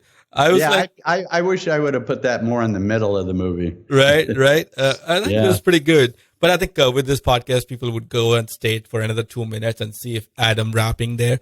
So that was really nice. I love that. Yeah. So in terms of depression and the body, yes, exercise. Yeah. That'd be the first thing I'd ask somebody, are you exercising regularly? Yeah. That's one of the surest ways to help. Yes. Getting the right nutrition, of course, getting enough sleep. So body is very, very important. Then you can start dealing with all the mental, emotional issues. Right. Like, any current traumas happening in your life that you know about, or then the past traumas that you don't know about. How do you think, like people go through, 50% of the marriages end up in divorce, right? Do you have any, do you have any insights, I should say, into how does that impact a kid, because he or she, the kid, basically is not with the parent for, the way she or he was, when they were younger. Maybe they didn't remember a lot, but they were younger. They were kids, 2, 3, 4, 5 years, whatever. But I think my understanding is they still miss the other parent, right? Do you think it could impact them in ways that we cannot even measure or they are, because I talked to one of my friends and he was like, oh no, kids are very resilient. But do you think it impacts them when they don't see the other parent and only see one? No, there's no doubt losing a parent. Well, I lost a father at 7, so and that deeply impacted me. And I wouldn't know how deep it was without the people that were around me at the time telling me later that, like my teachers told my mom that in school I was just staring out the window for a full year. Oh, wow. I was just totally in another world. I wasn't present. And during that time, I almost died myself of double pneumonia. And so, deeply impacts. And not only, I lost my parent to a lung cancer, but if you lose a parent to divorce, it's usually preceded by a lot of friction in the household and a lot of tension and bad feelings. And that does a number on anybody that's forming their personality. I think childhood trauma has been way underrated as to how important that is in our lives as adults. So you've seen and talked and to so many different kind of people, and they, in a way, it's all gloomy. In a way, it's all sad, right? You're talking about whether it's Adam or Ikaya or any of those people you talk to, right? Whether it was in Tibet, but it's all gloomy, it's all sad. What I'm trying to ask is, how do you not get affected, or do you get affected by such negative experiences, even though you're just interviewing them and you're not, you're only involved, how do I say, mentally, and you're not, not with the heart. But it's hard not to get involved either. We all are human beings. Yeah. How do you handle, all those negativities, the trauma and the bad news, and yourself personally? There's good and bad in when I'm doing these interviews. There's not all just woe is me coming from the people I interview. So it makes it kind of fascinating, and it's my curiosity that really keeps me passionate about doing it. And I don't. Yeah, there's times when I just think, whoa, how did you put up with that? How did you survive that? But that becomes a fascination. How did you do it? And how are you handling it now? And so I don't come away with a lot of heaviness, to tell you the truth. And I always felt bad about that, but that's just the way I am. Okay. I have, in terms of, stepping in when things get bad, the part of the movie where Adam gets beat up and almost killed and gets his teeth kicked out by a gang. Yeah. So he's over in Hawaii, homeless, sleeping on the beach. And this would take a little bit too long to talk about, but I'll try and make it short. He goes into a grocery store in a little town in Maui and asks if he could have their day-old sandwiches that they just throw in the garbage can. And the owner of the store said, no, you can't. Wow. So he asks the girl at the register. She goes up to ask the owner upstairs, and she comes down and says, sorry, you can't. So Adam that night climbs over a fence, gets into the garbage can, pulls out the sack of day-old sandwiches, climbs back over the fence, and takes them to his friends out on the beach. Well, I'm sure there was a video camera because the thing was lit. And the owner saw this, and the owner, I'm almost positive, this isn't for sure, but this is what I believe happened. Okay. Sicked a gang on him, because the next day, Adam was sitting on the road near that store, and a person, there was a member of the gang, came by and said, where are you going today? And he said, I'm going down to Little Beach, and we're going to play guitars. And he said, oh, okay, great. I'd love to come along. I'll see you down there. So this guy shows up, and he's got 5 or 6 of his friends. They're a gang, a local gang. Right. And they start playing music with him, and then all of a sudden turn on him and try to kill him. Wow. I mean, literally throw a rock the size of his head down on his face, cracking his jaw right in half. And then they start kicking him, kicking out his back molars. Yeah. As a dentist, I know what it takes to knock a tooth out. Oh, yeah. It's not easy. So he's severely beaten up. And so Adam gives me a call from the hospital that night. He's been wired up, and they're about to release him.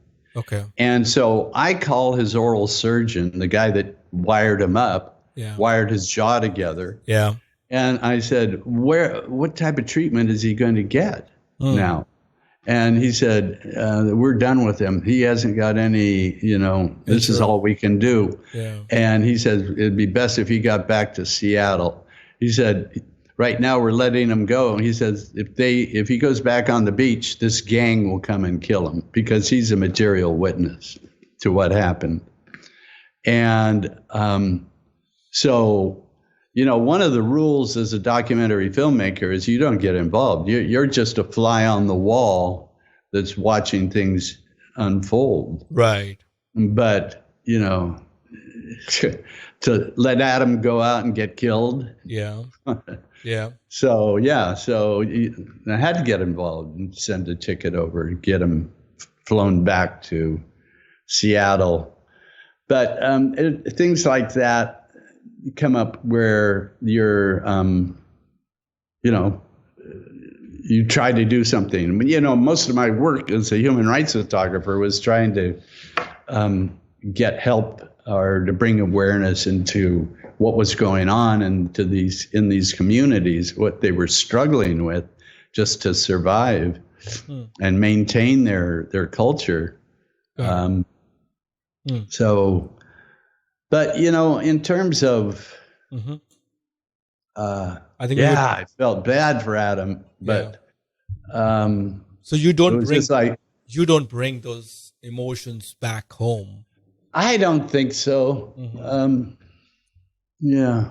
Okay. Everybody asks me that, and I always feel bad because I would say, "Oh, yeah, I was down for a week." No, I'm not.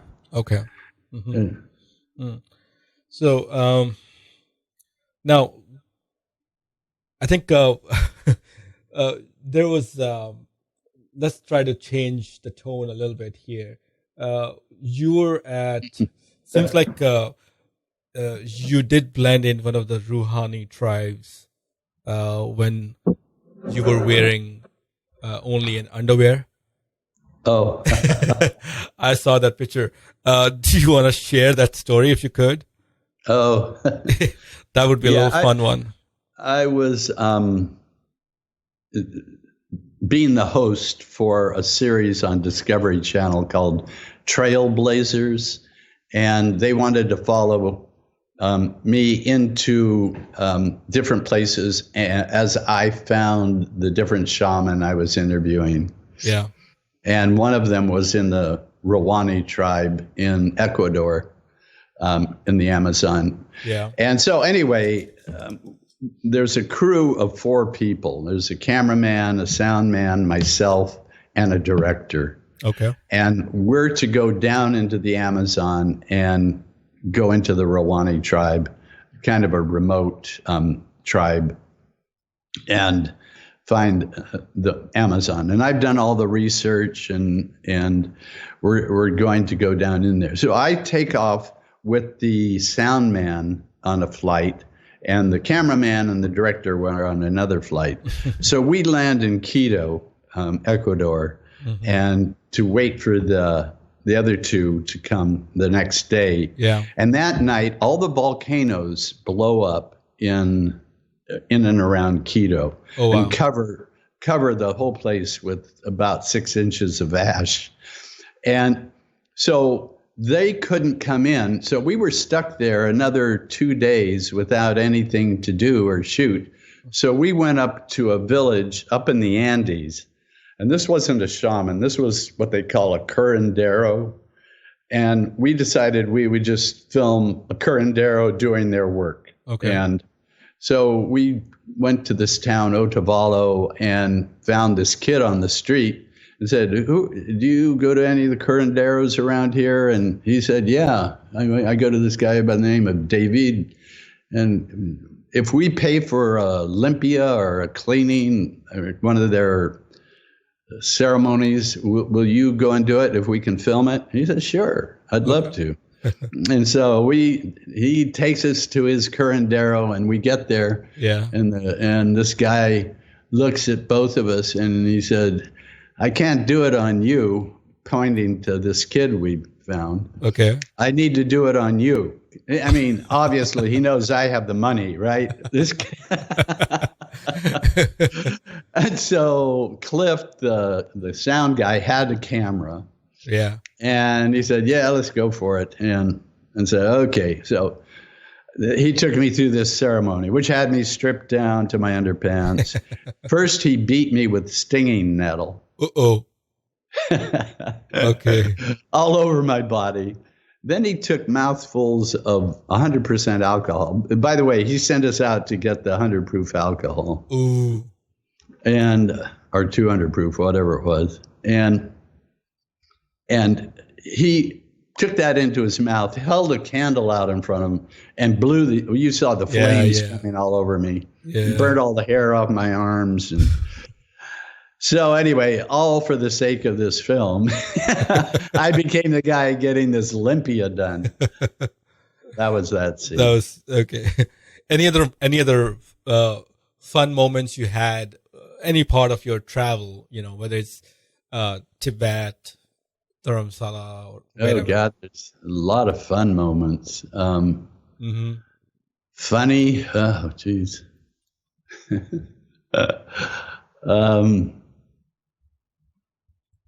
Just human reactions. That's what I always get a big kick out of.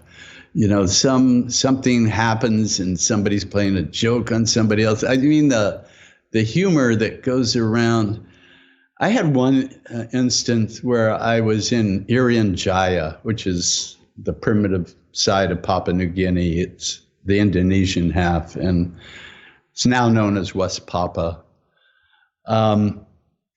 And I had a guide, and we were going into the backcountry for I think 3 weeks that time, and we had a couple of porters. And anyway, we get up to the top of this hill. This is very remote, by the way. There's tribes in this part of the world that no one's ever contacted. Okay. And we get up to the top of this hill. We're looking down in this little kind of meadow, and there's guys down there naked. They're all naked down there. They wear gourds on their penis gourds, bones coming out of their nose, all this pig grease all over them, feathers in their hair. Anyway, they're down there throwing spears at each other. Uh-oh. And I said to my guide, Onus, I said, "Are we really going down there?" He said, "Don't worry about it. It's just like a football game. They're just having some fun." Oh, wow. So I walked down there, and this guy comes up to me, one of them, and he just walks right up to me and looks at me and looks up and down at me. And I'm wearing my clothes and everything. Yeah. Here he is, like he is. And he just starts laughing. Okay. He bursts out laughing, and he's looking around at his friends and looking back at me and laughing more. So I'm looking at him, and I start laughing. Sure. Look at you, man. You're laughing at me. And I'll never forget this. We caught each other in the eye, and there was something, a recognition that happened between us. And it was like, the way I described it is, it's like I met somebody at a Halloween party that I hadn't seen for 3 or 4 years. Oh my God, it's you. It's you. Oh, I've seen you 3 years ago. I forgot. Okay. Yeah, I've had some interesting experiences like that. Yeah. Sure. Now, you said, I think we were discussing that time initially, and you said you have 3 more TED Talks. One of them is based on, it's about spirituality. Am I right? Yeah. The other 2 are based on? Well, you see, these others were, in the first TED Talk I did on the main stage. Yeah. I didn't even know what I was getting into. I didn't even know what TED was back then. Sure. They just invited me, and I went down, and it turns out, Al Gore was presenting Inconvenient Truth at that TED Talk. It was 2006 or 7. 7, I think, yeah. And so there were all these heavyweights speaking, and they wanted me to, so I was totally intimidated. But anyway, yeah, I had to speak between Tony Robbins, which is his motivational speaker, and I know Tony Robbins. Gore. Yeah. And but after that, and I spoke mainly about disappearing cultures, the fact that 50% of the kids do not speak their language, and so our cultural diversity is really going extinct, much like the species extinction, but nobody talks too much about it. Right. Anyway, that's that one was all about. But since that time, especially since I started getting more involved with shamanism and now Crazywise, the talks sort of started going in that direction. Right. And so the one that has gotten the most attention is the one that I didn't title it. The producers of the TEDx, the ones I've done since then, I haven't been the main TED stage. They've been TEDx talks. Mm-hmm. And the one that's gotten the most attention is titled Psychosis and Spirituality. Okay. And that really surprised me that so many people would be interested in that subject. But there are quite a few. I think there's 2.6 million hits on that site right now. Mm-hmm. So I'm sure people can, certainly watch the TED Talks. I'll put everything in the show notes for them to go through all those TEDx talks also. Do you want to, in very brief, want to explain how the two are related, like the psychosis and the spirituality, or they're not even related? Because I haven't watched it. Yeah, no, I definitely think they're related at this point. But first of all, I have to define the word spirituality. Great. Because it means different things to different people. To me, I've come to define it as any process or anything that connects you to the whole. Anything that connects you to other people, to your environment, to the universe, that takes you away from the illusion of self is a spiritual process. Okay. So growing up in the Mormon church, calling each other brother and sister and communing like that, that's spiritual. The part of the church that said we are the only true church and the others are mistaken or not as good, that's not spiritual. Okay. The things that divide us aren't. The things that unite us are. Okay, got it.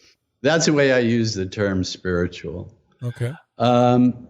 And so many of the people I've talked to that have had these extraordinary experiences, typically called by the biomedical community psychosis, or bipolar, or schizoaffective, or schizophrenia.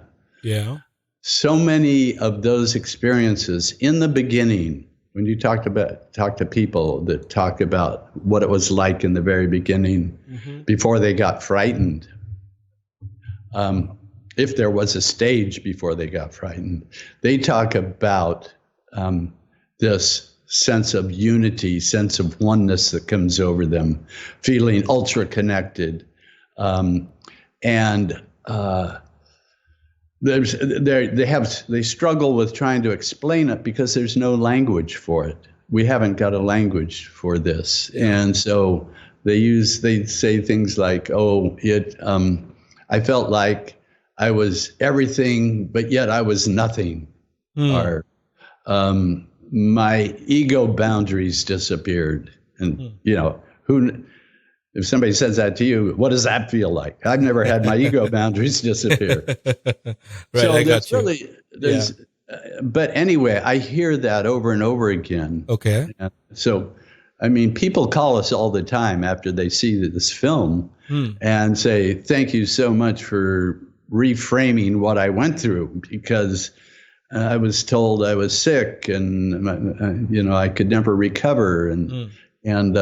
But I get to talk to these people about their initial experience, and a lot of things like that happen. That sense of unity, their creativity goes up, their inhibitions go down. Wow. A lot of people get naked in public because of their inhibitions just disappear, and that ends them up in jail. Their sense of time gets totally warped. They could be somewhere for 3 minutes and they think they've been there for 3 days or 3 hours, or vice versa. They could be somewhere all day and they think just 3 minutes went by. Okay. So time completely distorts. They get synchronicities, which is a term that Carl Jung, that psychologists use to explain these unusual coincidences. Like you're thinking about your great aunt that you haven't thought about in 2 years, and 10 minutes later the phone rings and there she is on the phone. Wow. Those are called synchronicities. They start getting those back to back, and that gets frightening. So there's these interesting things that happen, but that one, the main one I really hear a lot is that sense of unity, and basically that's what the Tibetans are trying to get to, right? In their practice, get over self-cherishing, grasping, get over that sense of self-importance. Basically loosen those ego boundaries you have. You're just a small speck in this whole universe, basically. Yeah, and you're part of it. You're just a small part of it. Yeah. Now, the synchronicity is really interesting. I'm sure people would say, hey, I was thinking about somebody and he or she called, or they come in, or, to be honest, it has happened to me too. Like in the sense, I was thinking, oh, I haven't seen that patient for a while. And then 2 days later, she has a broken tooth or pain or whatnot. And then she comes over. So tell me more about synchronicity. How is that different, and how is that part of psychosis? And how is psychosis actually related to spirituality? You see what I'm saying? Psychosis, you gave me some basic key points. They had some extraordinary experiences. They're ultra connected, synchronicity, and and loss of the time warpage, right? How's that connected to spirituality? Well, again, spirituality, as I've defined it, is just this feeling of ultra connectedness. Oh, yeah. Okay. So by definition, that part is. Okay. But in terms of time and sense of self, the Hindus, as you probably know, and the Buddhists believe the self is an illusion, right? Yeah. I mean, that isn't a new concept. That's been around for thousands of years in these spiritual traditions. Time as a fixed entity, our sense of linear time, is also an illusion. And Einstein pointed that out with his theory of relativity. And so how it ties with spirituality, I know my definition is very limited, but that's the way I'm using it now. So that makes sense. I think that makes sense. But the time being, distorted in these experiences. I think, now I'm doing all these interviews with the neuroscientists that are involved in the renaissance of psychedelic research going on at Imperial College in London and at Johns Hopkins, Stanford, all these, UCLA, all these main colleges and universities. I could get into this subject, and that would take a whole lot of time. But, what they're finding in terms of the part of our brain, they're using fMRI imaging, which tracks blood flow in the brain. So you can start to see when somebody has a certain abstract experience, what parts of the brain are talking to each other, and they call them networks. Yeah. And there's one that they're really getting a lot of attention called the default mode network, that they believe is responsible for our sense of time and our sense of self, amongst other things. It does a lot of other things. But so I I just think that this whole realm of these extraordinary experiences, whether they come on spontaneously through a quote unquote psychosis, or they come on through taking a substance like psilocybin or LSD or ayahuasca, or if they're brought on by devotion to a practice like yoga or meditation. I think there's a commonality in all those that is spiritual in nature. Right. In that your sense of self kind of blends into the whole. Got it. Could you give any examples of those extraordinary experiences which people have, seen and experienced for the interviews that you've done? An example. An example of the extraordinary experiences, somebody might have experienced. Yeah. Do you know, like? Well, yeah, let me just think of one person. So I'll think of this young woman by the name of Laura that has been diagnosed as bipolar. Okay. And she's in the process of trying to, she goes into these states spontaneously. Okay. And she's in the process of trying to find out, number one, why, and number two, how she can ground herself if she starts going too far. Uh-huh. So she is a writer and she's a jewelry maker. So she's kind of the writer artist. Okay. And she, when she first went into one of these states, she was 17 years old. She was just coming back from a trip to Honduras as an exchange student, I think. I forget.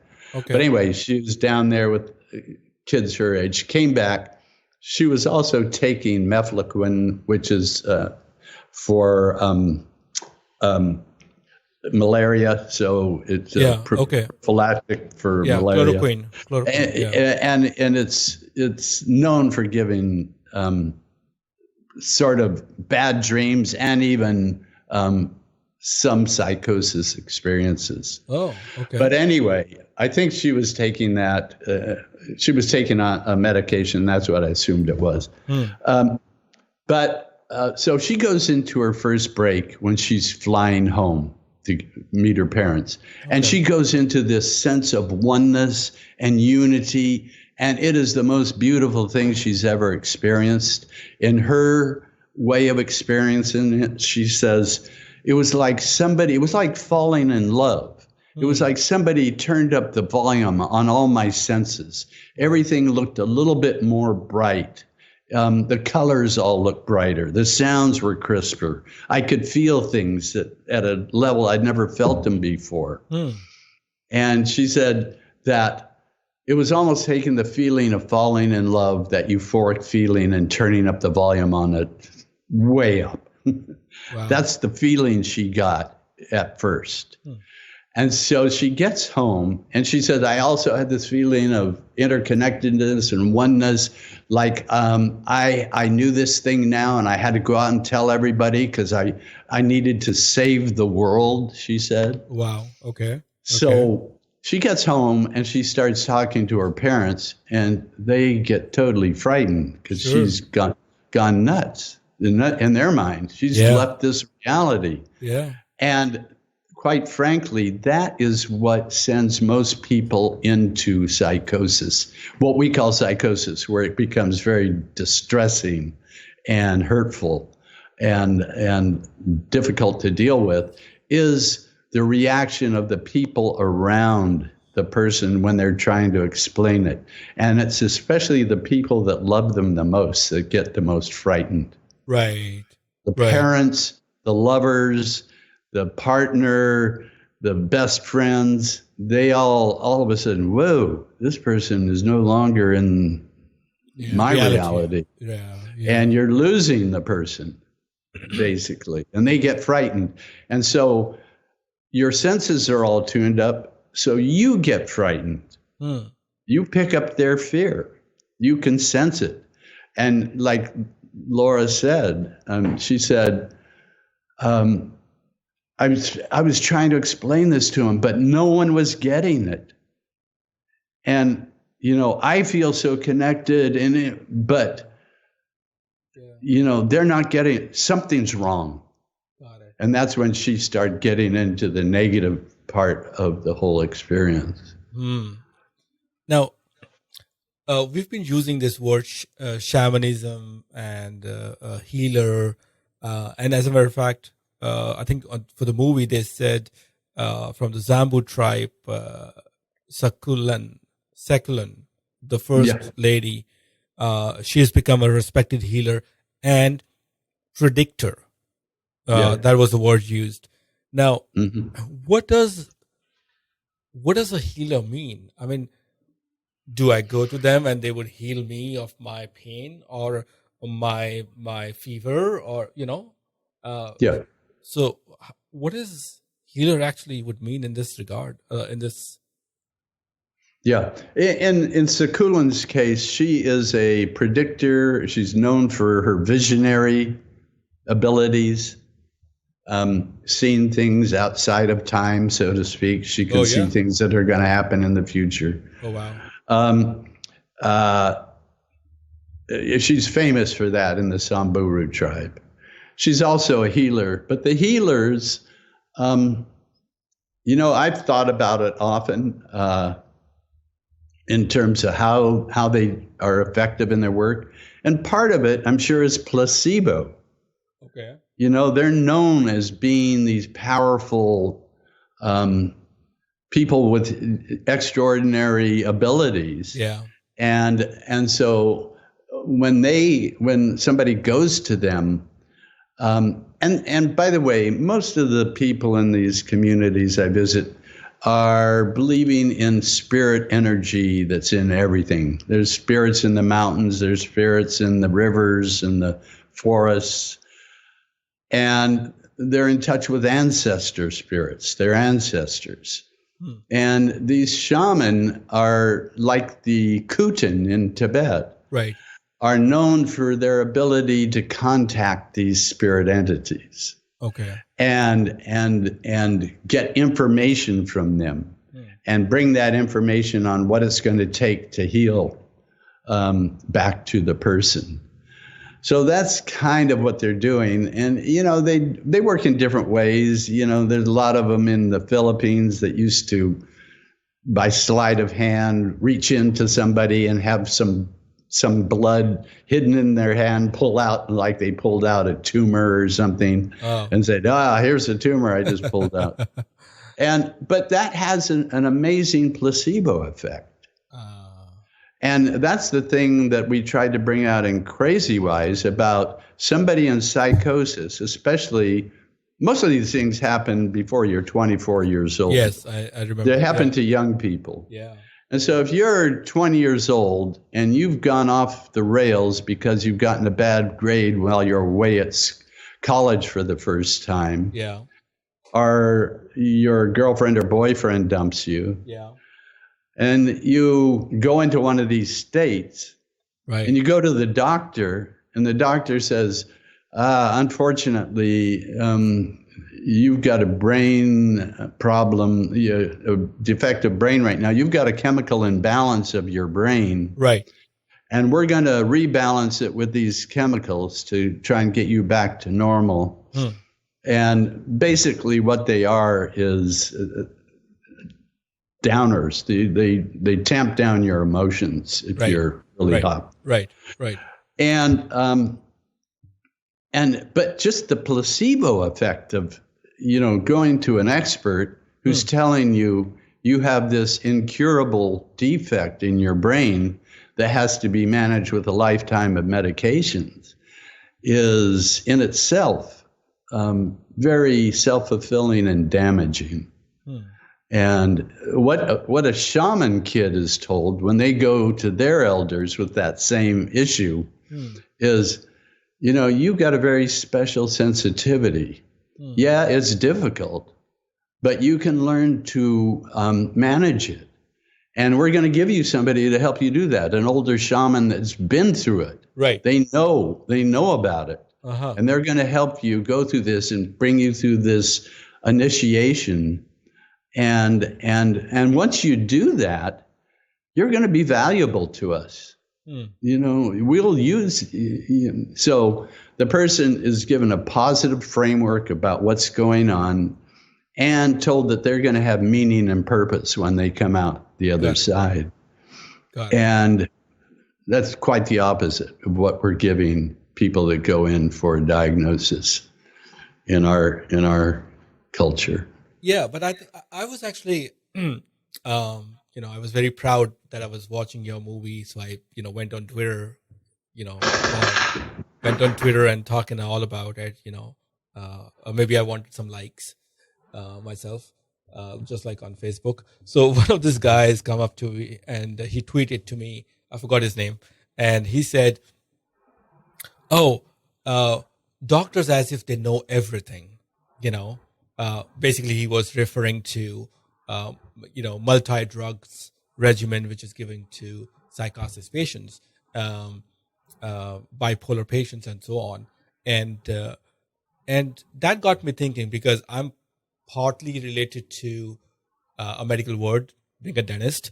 I realized if I do something which is not the norm, which is against my training, I am inviting trouble. Yeah. I'm inviting trouble for myself.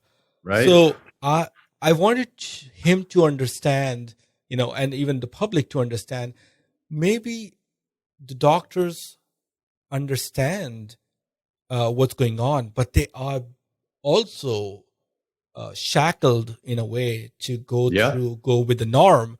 So it has to come right from the top, like from American medical associations or a parallel association who deals with mental disorders. That you know what? There are healers. There is psychotherapy. There is community involvement. This is all okay. For a medical professional to actually do it, for actually accept that kind of a new form of treatment, for the lack of a better term, or new form of managing the case, I should say, right? But I understand the patient's frustration, and at the same time the doctor's frustration. So it has to come from all the way up top. That's my opinion. Well, I'll have to differ with you. Okay, fair enough. Yeah, sure. I think it has to come from the bottom. Okay. I think I think the pressure now is coming from the bottom, and I mean from the patients. Okay. The patients who have had this experience and it hasn't worked for them, and they're coming up and saying, we need alternatives. And the doctors, as you say, are shackled because they, for one thing, insurance. Yeah. If you want to get paid, you're gonna toe the company line, and the pharmaceutical industry. And again, I'm not against pharmaceuticals. Yeah, they're being way overused right now, especially in kids, in my opinion. Right. But everybody I've talked to says, I'm glad I have that in my toolbox. Right. Every mental health worker, mental health professional. Right. But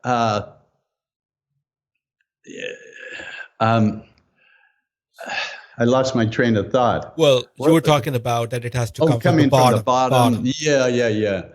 So, the people that are making the changes are people that have been, well, first of all, think of all the stigma there is around having a mental condition. Sure. Try to get a job, and have that on your record. Try to get a partner. Yep. Yeah. All that, you're crippled. You've been hexed into being this second-class citizen, so to speak. Mm-hmm. And so these people have, mainly because of the internet, they've found each other online and can join anonymously these discussion groups where they start sharing their ideas. I experienced this. Did you experience that? Yeah, I had something kind of like that. Yeah. And they're forming, and that's why there's a whole movement called the peer movement, Okay. where they're pairing people in the middle of their episode, are trying to deal with their episode with somebody who's already been through it and successfully navigated it. Right. Much like the older shaman coming down to the young person having the issues. and working with them. So these groups are forming in a grassroots level, and that's why I think it's like politics. Do you think our president is going to all of a sudden wake up to what should be done? It's going to come from the base. It has to come from, the politicians just answer what the people want, basically. They just want to stay in power. Right. What keeps them in power is their popularity with the populace. So it has to come from the base, I think. Yeah. And it's the same thing. But I'll tell you this, I showed the film at the American Psychiatric Association's annual convention in New York. Okay. In 2018. Okay. And the discussion that went on after the film lasted 3 hours. I'm not surprised. But basically, and by the way, only 150 people came to see the film. Yeah. It was just one of the events in many, many events going on. Sure. And there were 13,000 people at this convention. Fair enough. So just so they were self-selected. But the discussion was mainly about who's going to change the paradigm, who's responsible for changing this belief system. Sure. That it's a chemical imbalance of the brain, which has never been proven, and they all know that. Okay. It's a convenient metaphor to tell a patient. Makes sense. But it isn't. There's no proof to it. Right. You don't get a blood test to see if you've got schizophrenia. It's all behavior and emotional symptoms. Sure. So there's no chemical imbalance that's been proven.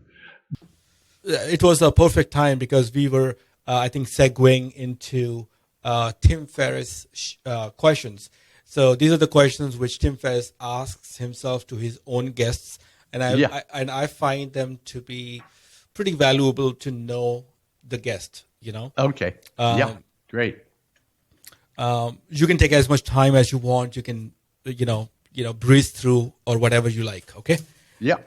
So now, what is your morning ritual, if you have any?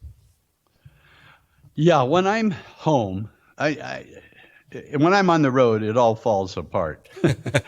When I'm home, I usually wake up around 6:30, 7. Yeah.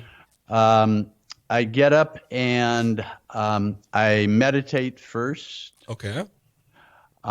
Then I either do an hour of yoga, or I ride my bike, or I lift weights. Okay. One of those three. Okay. And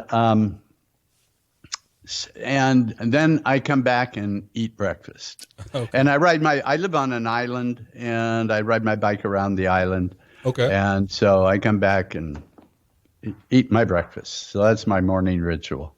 So how do you decide what you are going to do today? So meditation is every day, I'm presuming, right? Yeah. Meditation is every day.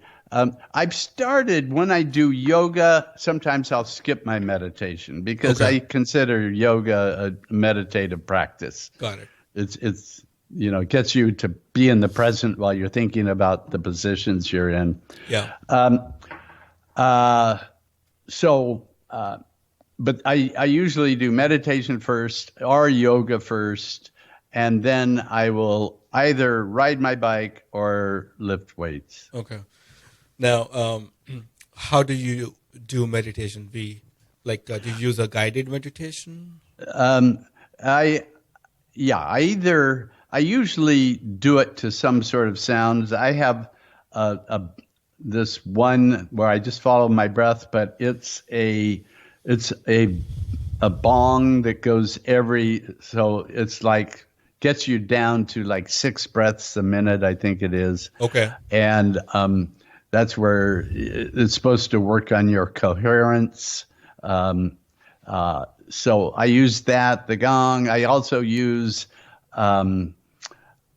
this, Sam Harris. Yeah. He's Tim Ferriss. Yeah. Likes Sam Harris. Yeah. I've used his before. I'm not using it right now. I'm using another guy's. He's a chiropractor, Joe Dispenza. Oh. The person lives downstairs from us here. Turned me on to him,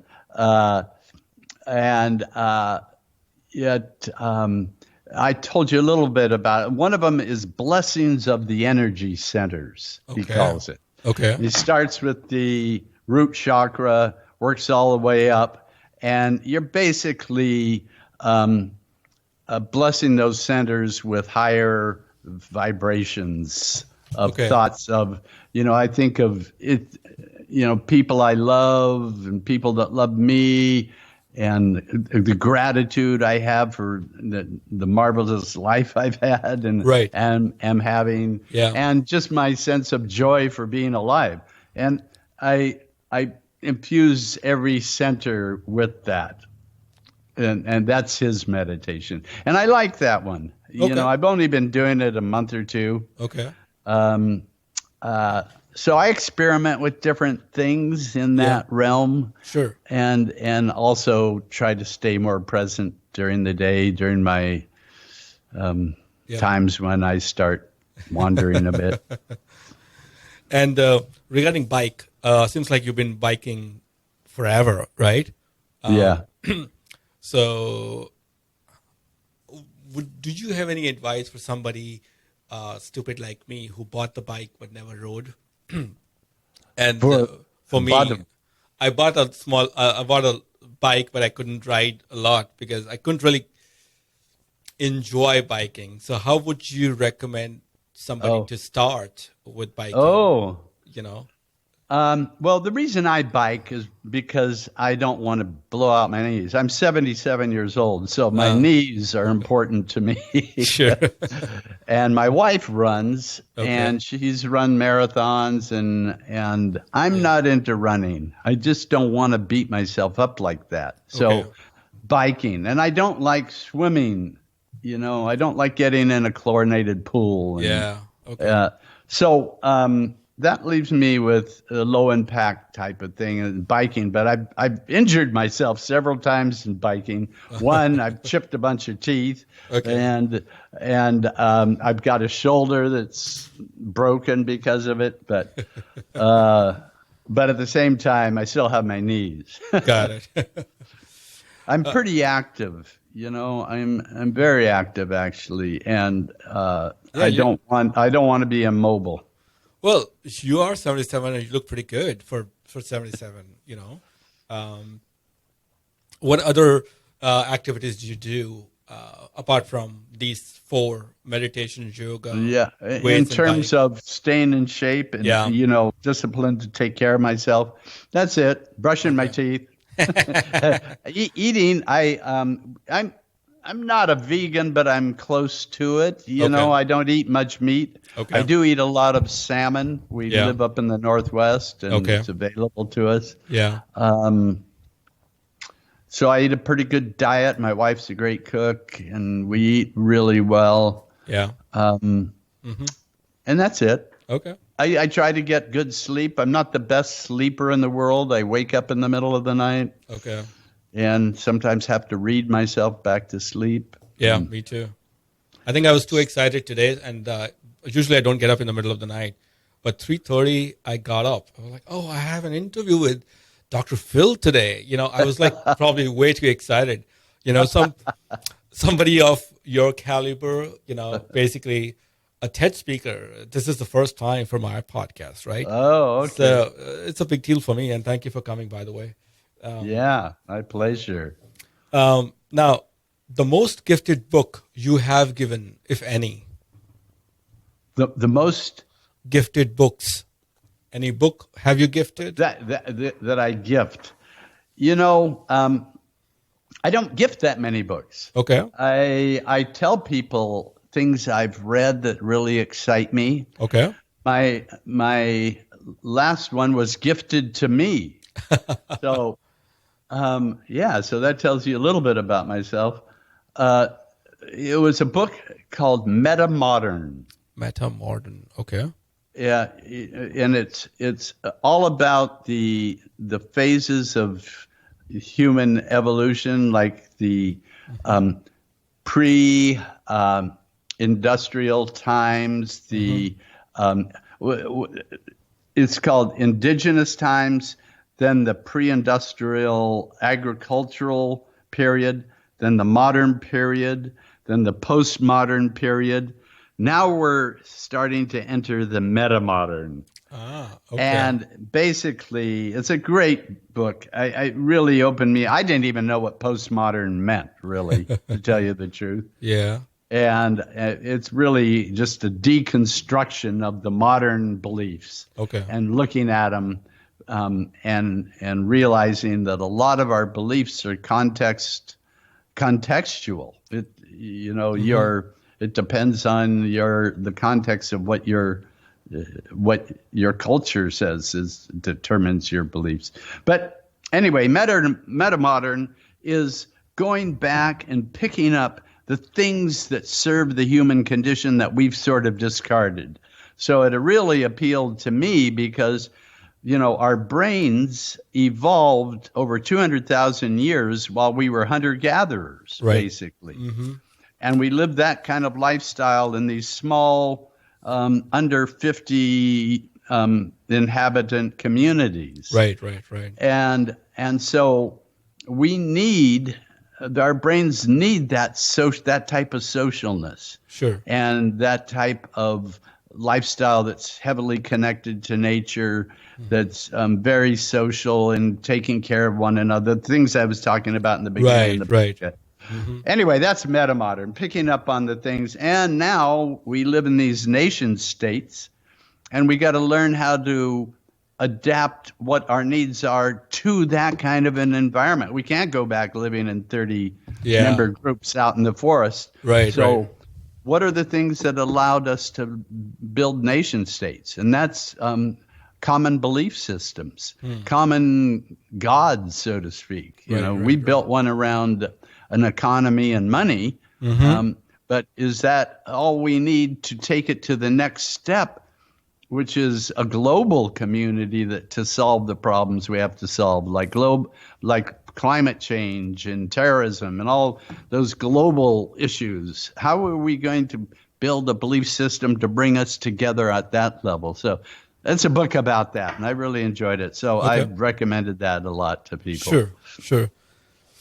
Good. Thank you for sharing that. Any best purchase that you made between $100 to $300 that impacted your life in a positive way? $100 to $300. Well, yeah, I would say the devices that have helped me meditate. Okay. Yeah.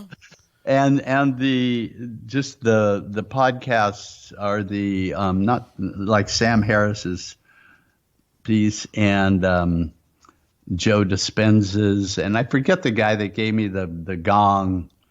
Oh, yeah. But all those were under $100. Sure. And but I think in terms of impacting my life, I think those things have probably, at least from my perspective right now, changed things for the better for me in the most, for bang for the buck, that probably did it the most. Sure. So when you think of a person being successful, who are the two people that come into your mind? Successful people, and they could be alive, they could be they could be dead. I mean, I know he had a lot of flaws, but like we all do. But the one person I really admired was John Lennon. Okay, yeah. Just for speaking his truth and all the time, in spite of the consequences, and having that talent, that musical talent, sure, and lyrical talent, right. And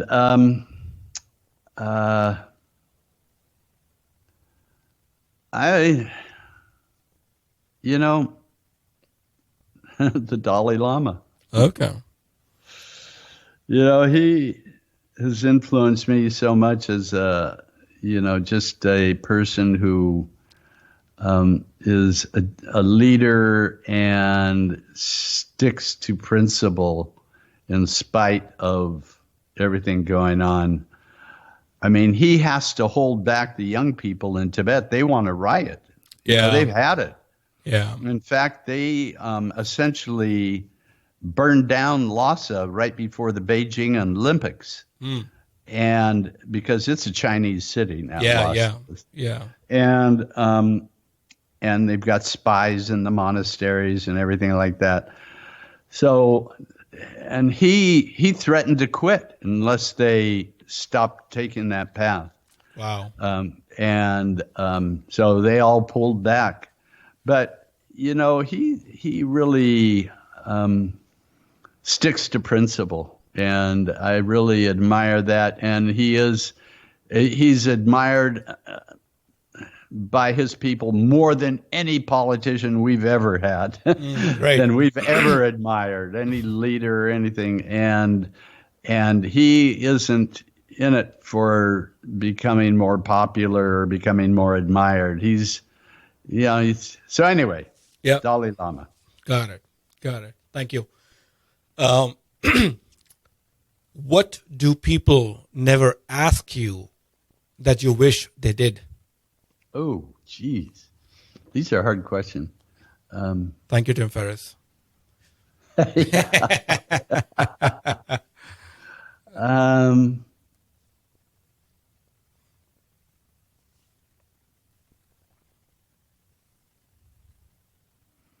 What motivates you? Okay. They don't ask me what motivates me. Okay. So now I should ask you. And maybe it's because I've just started thinking about this. Not what I want to be. Okay. Not what I'm trying to accomplish. Not what I wish I could accomplish. Not, how do I feel? It's what motivates you. And the reason I say I wish they would, because that's a thing I'm starting to want to think about more and more. Okay. Because I know when I wanted to be an orthodontist, I knew what motivated me then. Mm-hmm. I wanted money. I didn't know a thing about it. Right. When I wanted to do something different, especially photography, I wanted to be known for my work. Mm-hmm. And I got some of that, and I got money because I grew up poor, and now it's like, okay, what motivates me now? Because I'm not motivated by those things anymore. Right. So what motivates me? And the best thing I can come up with nowadays is my curiosity. But nobody asks me about that. And I think that's the thing we should be asking each other. Right. What really is behind what you're doing, and think about that. Is that true to who you are? Now, what is one exercise that somebody can do to, introspect, to understand, what really motivates, what he himself? That's a good one. I don't know. Okay. I don't know, because I'm asking myself now what motivates me, and I think I know. I mean, curiosity, that's an easy answer, but I don't know if it's the answer for me. So I don't know. I don't know a good way but just to stop and think about it, and I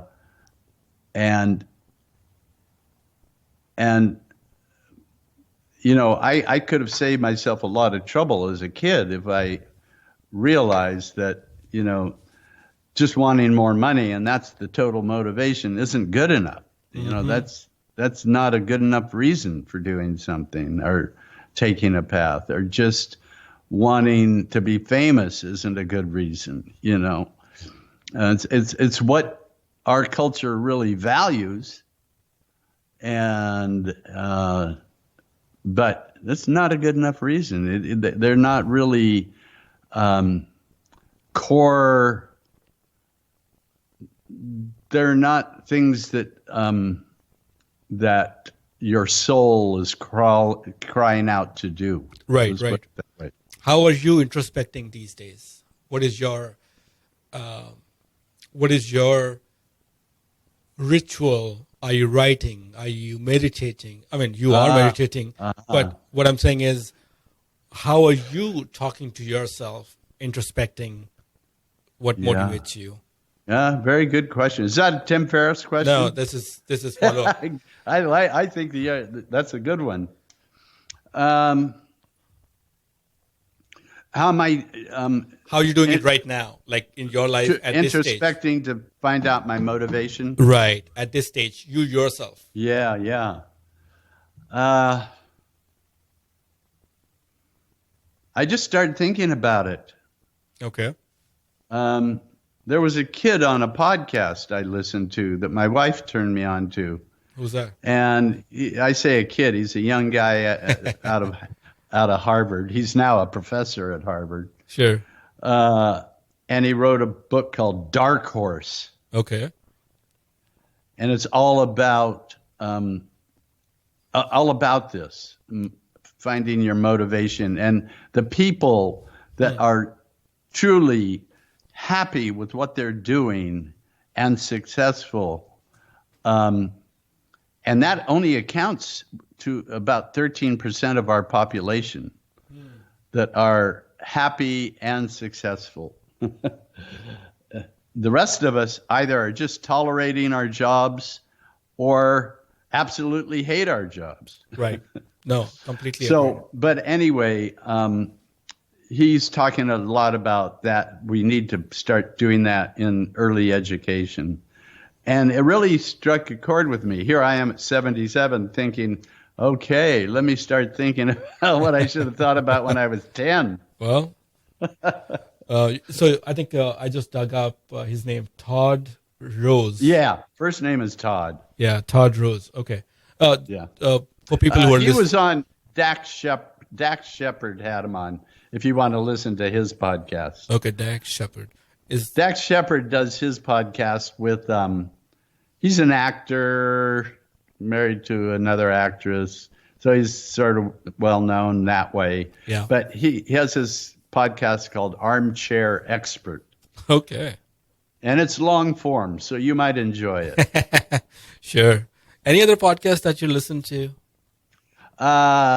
Not really. Okay. I was listening to Tim Ferriss. I listened to a little bit of Joe Rogan. Yeah.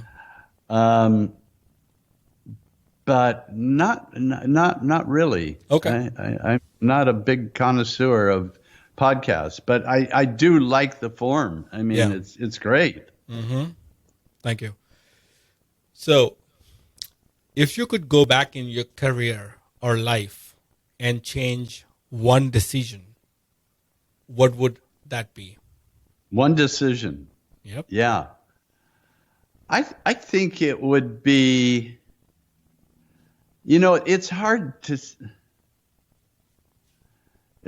say, because one thing leads to another so often. But I would say I would definitely go back and, as we just said, really try to understand my motivations and have somebody helping me that would say, this is a dead end. This could be a dead end. Yeah. You need more than this. Yeah. You need more than just needing to make more money. Yep. You need something. If I had somebody around me at that time to advise me. Yep. But, so many people, parents will discourage their child from the art that they're in love with, mainly because you'll never be able to support yourself with this. Right. And I think it's a big mistake. Because whatever you're in love with and passionate about is going to take you somewhere, I think. Okay. Mm-hmm. So, any particular quote that you follow? Coach? Quote. A quote. A code.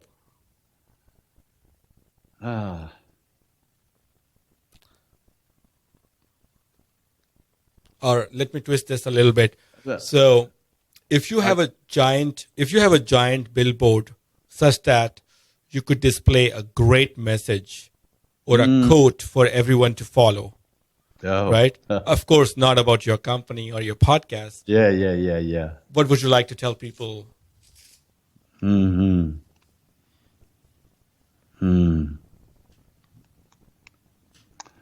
mean, this would be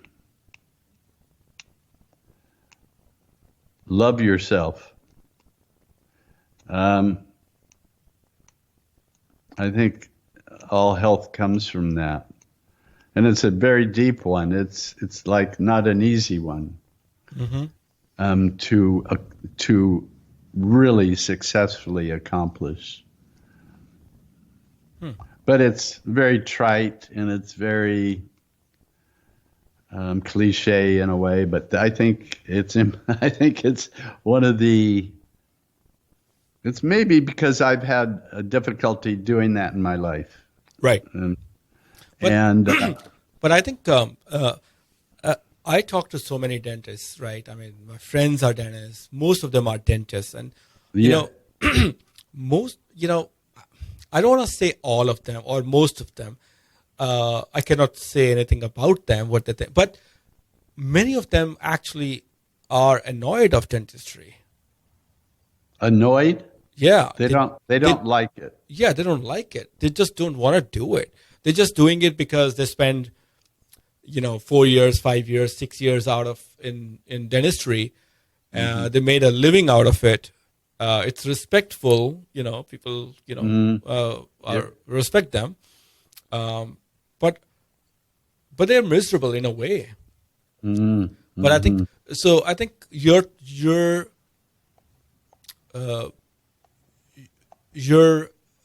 giant billboard message that love yourself and follow that what you really want to do, it'll take you somewhere. It could be good for everybody, and especially for the dental population. If you don't really like it, just leave it and just go to the next step. Go to photography, go to marketing, go to business, go to movie making and whatnot. Yeah. Right. So I think that's a good message for the population, I should say. No. To be connected to your work is very important, and to have meaning and purpose in it. Right. I think it has to bring you some meaning and purpose. That either just for the love of it, or especially if you can create your own meaning around that. Thank you. Thank you for sharing all that. Thanks a lot about your time. Would you like to get a really small email a couple times a month to see what hashtag POD is up to? What are we reading? What are we listening to? What are we doing? What's stupid, funny, entertaining, and some weird stuff that we've gotten ourselves into? Then go to podcastsofdentistry.com/extra. EXTRA. That's right, podcastsofdentistry.com/extra.